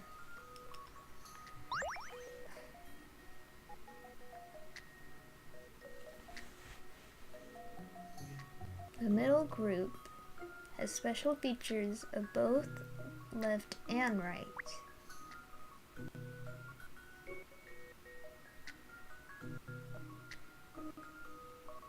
Okay, so this side, if they cut in half this way, they're symmetrical, same with this, but this way, if they go horizontally, that's how they're symmetrical. So Y would have to be number 1, right? It has to be.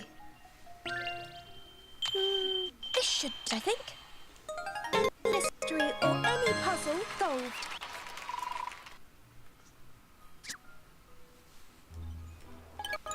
That was a lot of fun doing that. Keep sniffing out puzzles like that, Cheryl. There's a good dog.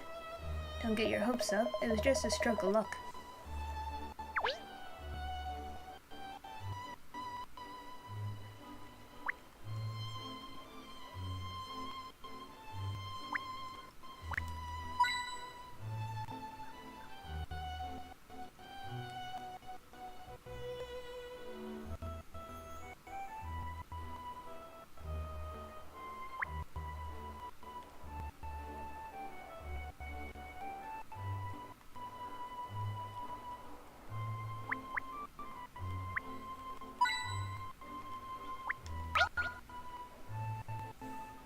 I thought we might find you out here, Pipper.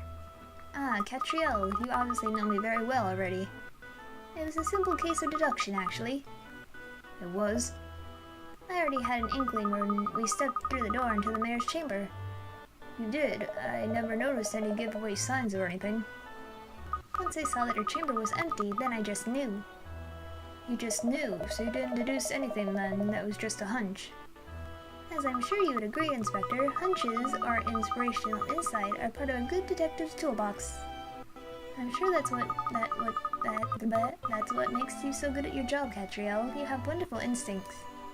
Thank you, Pipper. You see, Inspector. Yes, well...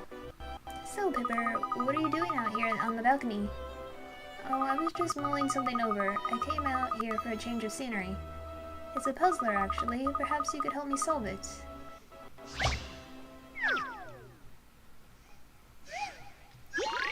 Mystifying months. From left to right, we have person A, B, and C. Based on their comments, figure out their birth months. C was born 2 months after A. A and I were born 6 months apart. B was born in the month whose number is 3 times bigger than mine. Okay.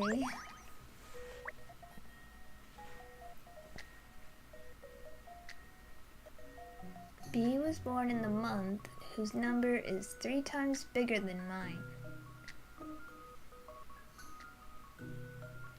A and B are exactly 6 months apart. C was born 2 months after A. Wait, I read that wrong. B is... okay.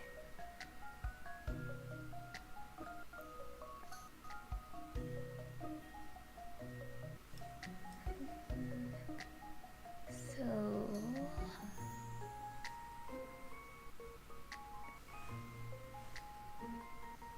B was born in the month whose number is 3 times bigger than mine.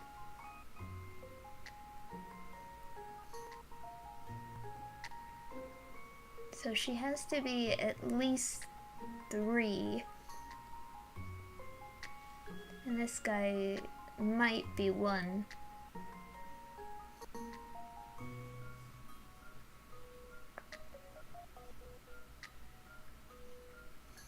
Let's see, if she's 4, that's...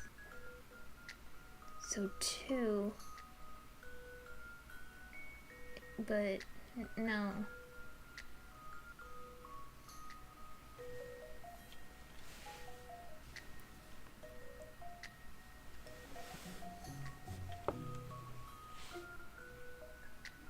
Well, he could be old. No. Am I overthinking this?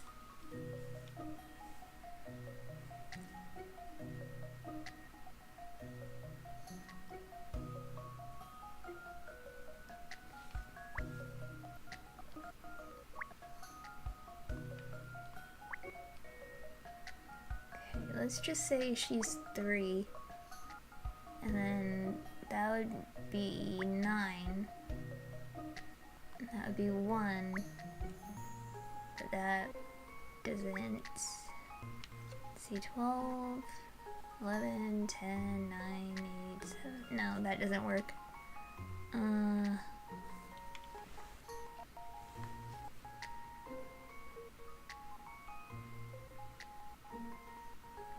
I guess if I say she's 2, and then you're 6,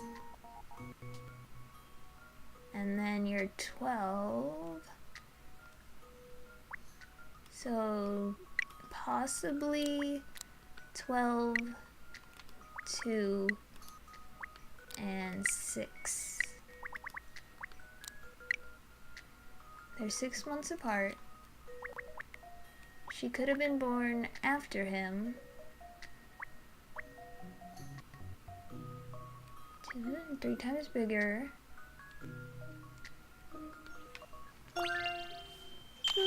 This should do it, I think. And that's how it's done.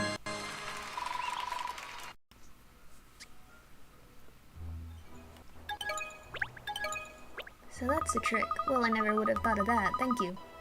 Oh, it was nothing really. Now I can get back to looking at those papers. You're working hard, I see, even though it's a bank holiday. Oh, it's not work, really. I enjoy reading through documents like this. Pipper, it's me you're talking to. We both know that's not true. Well, you're all working even though it's Godwin's Day, aren't you? Those long faces don't look like they belong to people on a social call. Oh, well, the thing is, it's Inspector Hastings' wife's birthday today, you see? But because of the bank holiday, he can't find anywhere open to buy her a present. I'm embarrassed to admit it, but I've been so busy at work I clean forgot. You forgot? Inspector, shame on you. It's only once a year. Birthdays are very important, you know. Birthdays are a time to celebrate your arrival in this wonderful world of ours. You should always be the center of attention on your birthday. It should be the happiest day of your year. Ugh. Honestly, a husband should never ever forget something so important. Even if you somehow persuade your wife to forgive you, I won't. I'm sorry. I don't know what to say, Worshipful Mayor. Worshipful Mayor. Huh, that's the Pipper I know, deeply passionate about all kinds of festivity. Yes, I am. I have tried, you know. I've been running all over the city today looking for a present for my little lemon. But everywhere's shut. It doesn't look like it's going to be possible to buy a present today, which is why we've come here to see you, Pipper. Why me? Well, because I know you're always thinking of what people need and what will make people happy, isn't that right? I thought of all the people I know, you'd be the most likely to come up with a good idea for a present. Well, I'm flattered you thought of seeking my advice, yes. It seems to me, Inspector, that you're approaching this the wrong way. You've been intent on finding a present for your wife. But the truth is, material things don't make people happy, not truly. Yes, I suppose the Riverside Festival is a good example of that, isn't it? It's not a material object, but it certainly makes a lot of people happy. Exactly. So I suggest you stop thinking about a present and start thinking about what would make your wife happy. Yes, that's brilliant advice. Well, I can see that you know what I'm talking about, Catriel. But, hang on, a birthday without a single present, that can't work, can it? I think perhaps the Inspector needs a little more time to catch on. He's not very good at understanding women's feelings, to be honest. Oh wait, I'm still here, you know. It's no use about it. I haven't got her anything and the day's almost over. You won't solve your problem with that kind of attitude. Don't get so worried and just try to relax. Tell me, what do you think about the view from this balcony? Oh, well, it's beautiful, really. How about you, Inspector? The view, well, at least if any crime's going on down there, it's too far away for me to see it. I think it's stunning. It's beautiful in the evening sunlight like now, but at night it really comes alive. Yes, you showed me the view from here over the city lights once, on the night of the Riverside Festival. It was breathtaking, actually. For some reason, however tired I'm feeling, looking at this view gives me a new lease of life. It gives me the energy I need to keep on with my work. And at night, when I look at each little pinprick of light and imagine that's a family living in my city, it just makes me want to do everything I can to be better mayor. Well, when you put it like that, I suppose it's a bit more than just a view. That's right, it is, isn't it? Why don't you all stay and watch as it gets dark? It won't be long now. I wish I could, but time isn't on my side today. No? That's a shame. I'm sure if you could afford the time, it would do you good. Perhaps you'd even think of a good idea to please your wife. Well, thank you very much for the advice, Pipper. I've got some thinking to do now before the evening is properly upon us.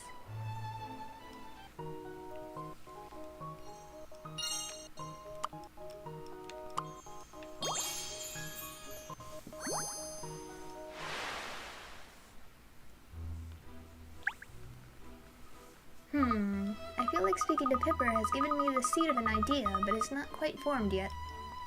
Don't give up, miss. This is a tricky case, but I know you can solve it.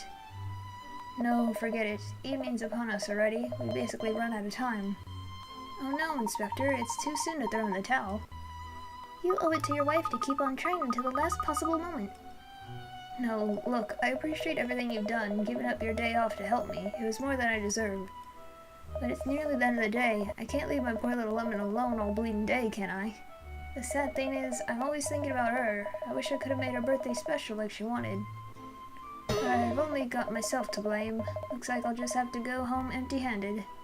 Don't waste any more time on me. Go home yourselves and at least enjoy what's left of the day, eh? Inspector. Gosh, poor man. He looks smaller than usual somehow, don't you think? I feel like we let him down now. I wish there was something we could do. If the man himself has given up, though, I think we better head back to the office.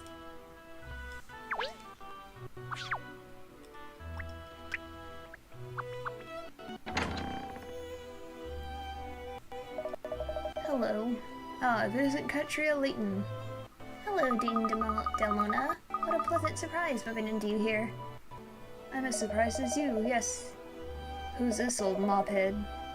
This is the Dean of Gressenheller University, Cheryl. He's an old acquaintance of Miss Layton's. I wonder if our meeting like this was actually inevitable. What do you mean? Well, my granddaughter has sent me another puzzle, you see, but it's got me stumped. I can't think of anyone more likely to be able to solve it than you, Catriel.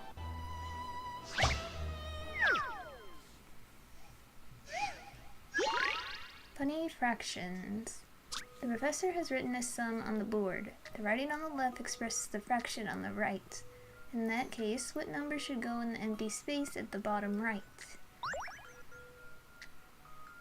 So, this is 10%. If you cut that off. And then this would be 1%. So, 100?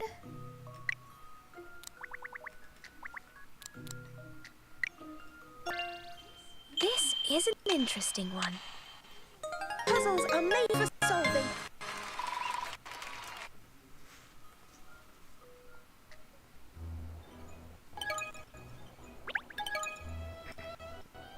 Thank you, that's marvelous. My little angel will be so pleased. I'm happy I could be of assistance to you, Dean Demona. You don't look your usual cheerful self, Catriel. There's something on your mind. You're very perceptive, Dean. Actually, I'm a little stumped myself. I'm working on a very difficult case. Well, perhaps I can help. Why don't you tell me all about it? Do you know Inspector Hastings of Scotland Yard? Well, it's his wife's birthday today. Oh yes, I've certainly heard of him. News of his exploits is always in the papers. Yes, well, the thing is, he forgot it was Mrs. Hastings' special day and he failed to get her a present. Oh dear, that's a predicament. We've been trying desperately to help him find something, but we've drawn a blank. She'll be so disappointed if he doesn't even manage to rustle up a present for her. Yes, I see. Well, listen carefully, Catriel. Presents are all well and good, but they are not the be-all and end-all. That was a lot of alls. I didn't quite follow. Haven't you ever heard the expression, it's the thought that counts? That doesn't mean thinking about a present necessarily, it's thinking about celebrating together, about all the things his wife does for him, about how much he loves her. Personally, I'd say telling the woman how he feels about such things would be far more valuable than any gift could ever be. Yes, telling her how he feels about her. Gosh, it's all very romantic, isn't it, miss? Thank you, Dean. You've given me something to chew on. Well, good luck, young lady, and don't give up. Your father wouldn't, would he? Anyway, I must be off. Do show your face at the university sometimes, won't you? Don't give up. Well, I don't want to, but this certainly isn't easy. We've more or less lost the last of daylight now. Time's up, isn't it? You mustn't neglect yourself, Miss Layton. You need to put your feet up sometimes. When do we go back to the office now? I just feel like I'm on the brink of a great idea. What to do, what to do.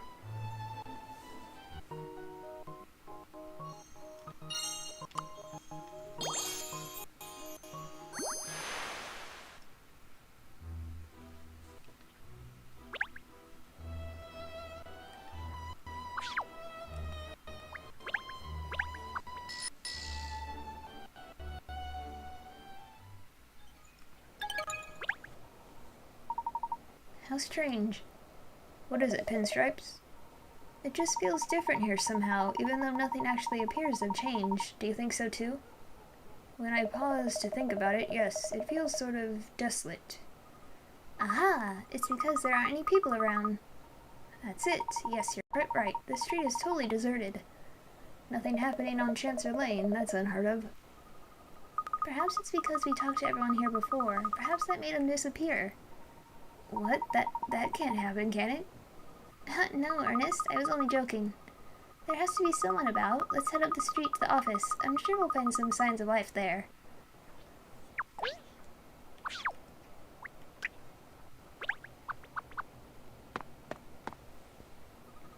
There's no one around here either. Wait a minute, over there, look, there's someone. The last man standing on Chancellor Lane. Stop being creepy. I wonder why there are so few people around, though. Perhaps we should ask the man over there.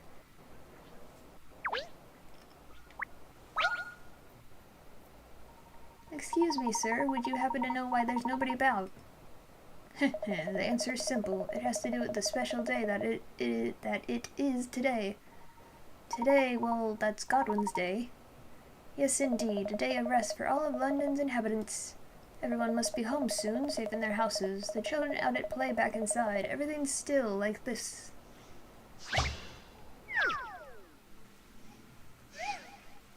Road to home. 4 children all live in different houses. They're all talking about the route they take to get home. Here's what they say. A. I don't have to cross a single bridge. B. I cross a bridge with a lamppost once. C. I cross a bridge with a lamppost once, and then I cross a bridge with a tree. D. I cross a bridge with a tree once. All the children are starting from different places and take the shortest route home. Which is B's house? Okay.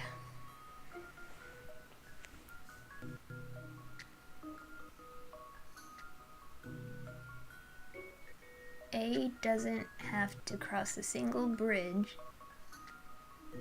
So they could be any of these, technically, if they just walk straight like that, you know?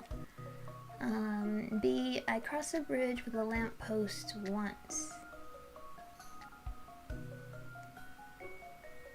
So, either 2 or 3? C, I cross a bridge with a lamppost once, and then I cross tree. So C is probably 2.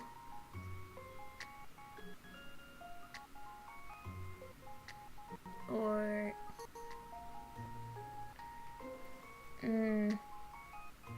D. I cross a bridge with a tree once.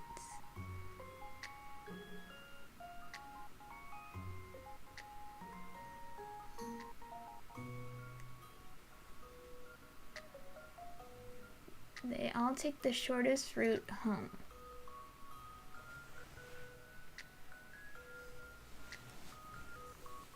I cross a bridge with a tree once. So D has to be 2 or 3. C, I cross a bridge with a lamppost once, and then I cross a bridge with a tree.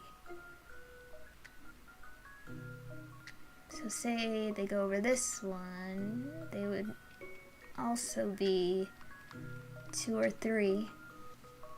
So in that case, B would have to be 1 or 4. I cross a bridge with a lamppost once. So let's say they go over here, so B would be like 4. They go like that. And then A would just go this way, I guess. C, I cross a bridge with a lamppost once. Yeah, I think it has to be 4. This should do it, I think. Puzzles are made for solving. Yeah, A just goes straight ahead like that. C,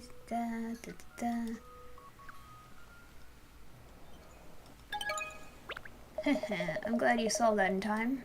It seems you aren't aware of all the traditions of Godwin's Day. All the traditions? What do you mean? This is a day of rest, a day when no work is to be done. But that's not all this day dictates. Whatever fun thou hast by day, come eventide, go home to play. That's the old adage of Godwin's Day. You mustn't forget it. Look around you. Others haven't forgotten, have they? Begone, home with you, lest you break an important tradition. Come eventide, go home to play. I've never heard of that little rhyme before. It rhymes? Come eventide? I don't know. Well, it explains why the street is as dead as a dodo. So at the end of Godwin's Day, everyone's at home. That's it. I've got it.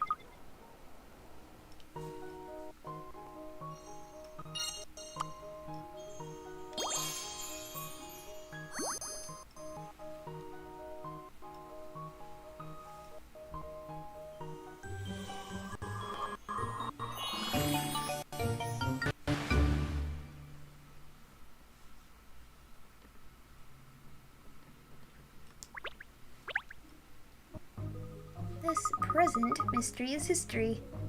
You've come up with something. I don't believe it. I'll explain everything later, Cheryl. For now, I need you and Ernest to do something for me. Anything you say, miss. Anything at all. Fine, I'll bite. Although Super Snitch doesn't deserve it. He's always calling me a she.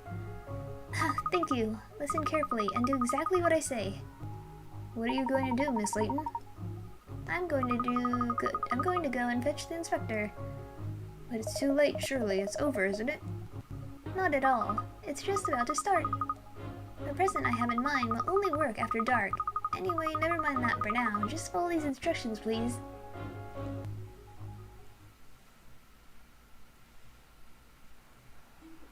It looks so pretty. Nice, isn't it, love?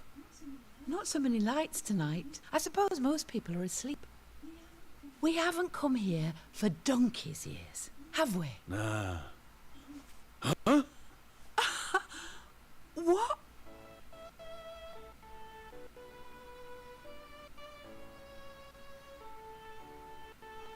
Oh, did you do that for me?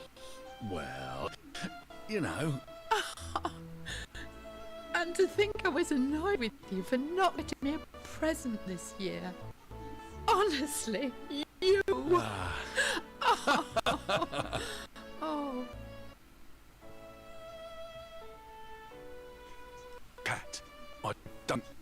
how to repay you. You really saved my bacon. Just look at all those lights, eh?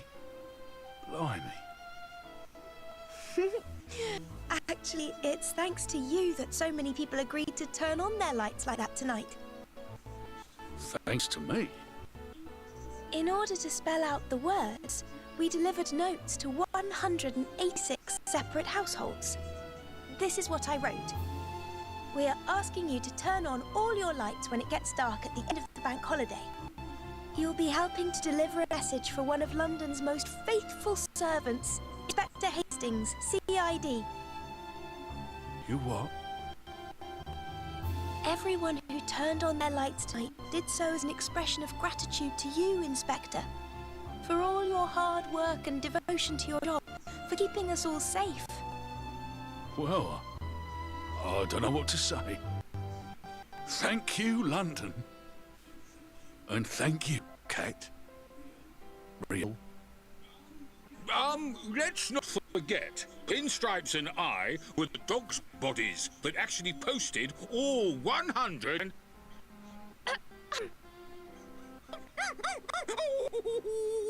Oh, my poor.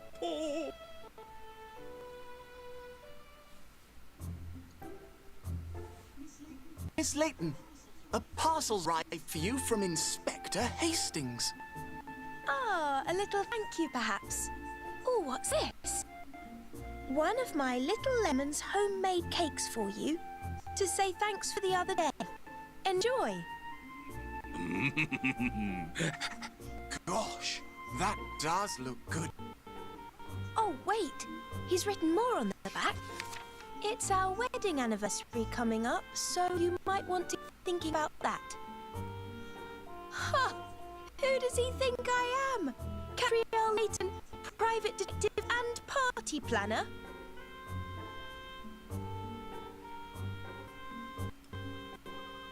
And so Inspector Hastings celebrated his wife's birthday with her in style. The Battle of Hastings was won and not a single eye lost. But next time, Inspector, plan your own parties or you'll get one in the eye from me.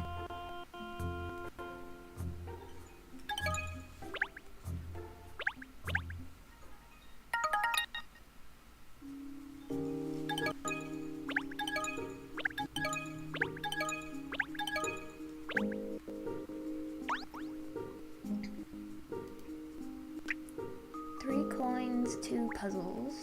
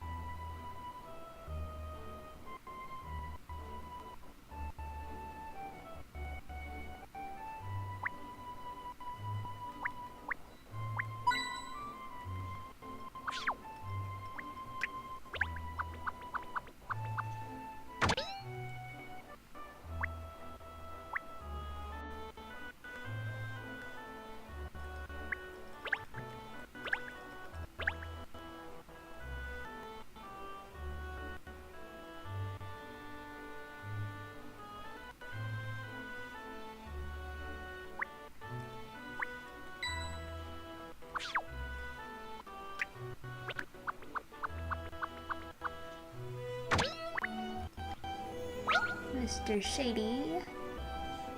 This is such a pain. Stupid puzzle. Why did the professor have to go and set up something so hard anyway? It's a puzzle that's troubling you, is it? Perhaps I could be of assistance then. Let's see.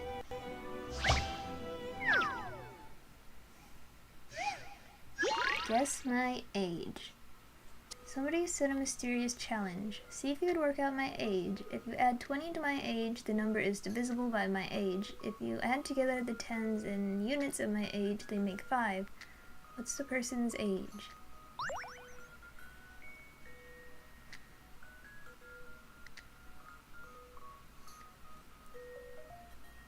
See if you work out my age. So, the numbers, to add them, they're either 50, I'm just gonna write out the numbers, so 5 and 0, 1 and 4 and vice versa, 2 and 3 and vice versa. So those are the numbers we have to work with. If you add 20 to my age, the number is divisible by my age.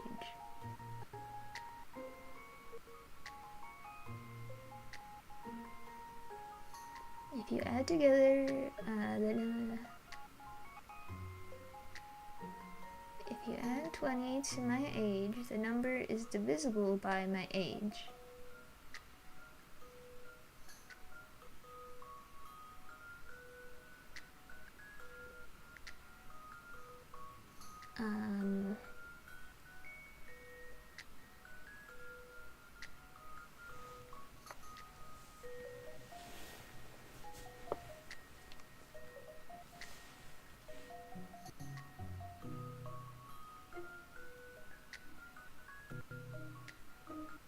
Does 34 divide?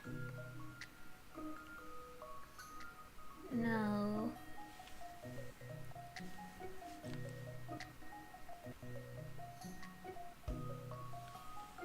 If you add 20, the number is divisible. So let's say they're 5, right? And then that would be so they're 5. Yes?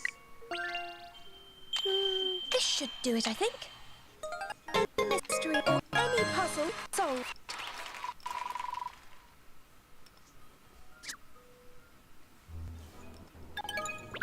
That wasn't bad actually. I suppose you've helped me out a bit.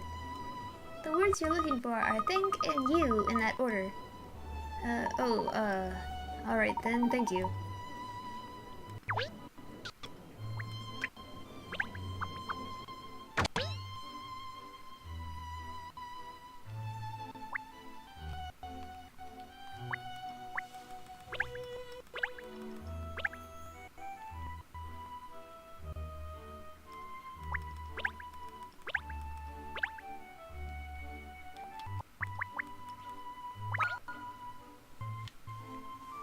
Oh, there's a puzzle hiding here, look. Probably Super Snitch's #1 conundrum.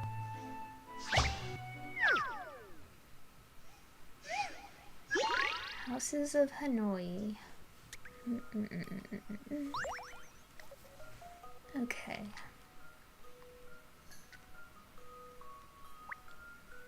Your task is to make the old houses look as in a maximum of 25.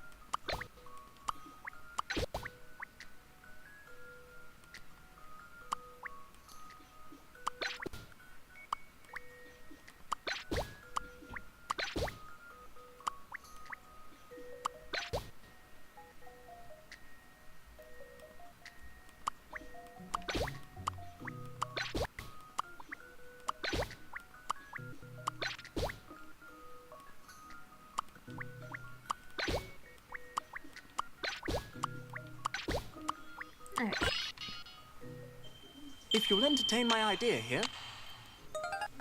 Thank goodness I got that right.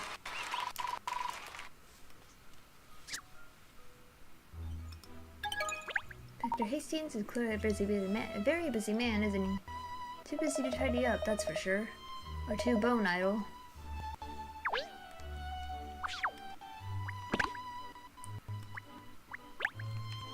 Little bit of lemon. Did Catriel and the others enjoy the cake I baked them, dear? What are you talking about? Of course they enjoyed it. My little lemon makes the best cakes in all of London. Steady on, dear. You make me blush. Anyway, I'm glad they liked it. Well, you might have to get used to a bit of blushing, because that business on your birthday taught me a lesson. I gotta voice my feelings more. Oh, you. I don't need you to voice anything. Just having you by my side is enough for me. Although the odd expression of emotion wouldn't go amiss. Oh, yes, I should think I can, manage an odd expression or two. Well, that's something to look forward to, isn't it? Now then, there's a cake waiting for you at home, too, so shake a leg. Really? You made one for me, too? Oh, I can't wait. I bet Kat and the others were arguing over who got the last piece, but it's me, haha. Well, if they really enjoyed it as much as you say they did, I'm very pleased. I wanted to show my appreciation for them arranging that delightful display of lights for me. Well, it was Catriel's idea, wasn't it? You didn't come up with that. Oh, I didn't think you knew. Sorry. Oh, it's nothing to be sorry about, dear. Standing there under the stars watching it with you was quite magical. It was really the most wonderful birthday I've ever had in my life. And quite amazing, really, the fact that all those people were willing to help for you. Because you work so hard every day to help keep them safe and sound in the city they love. Blimey, well... Cores, at the time, well, you should, alright, here goes. It's because of you. It's what lets me work so hard. It's knowing that I got my little lemon. Oh, that's so sweet. It means so much to me to hear you say that. I want to write it down and put it in a frame.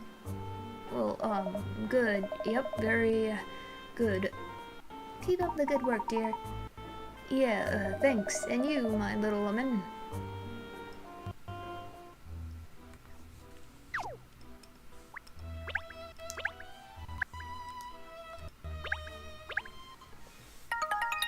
Okay, I will end it here. It's pretty late, past 3 in the morning, eesh. So, thank you guys for watching. I hope you're enjoying it, and I'll see you on the next one. Bye!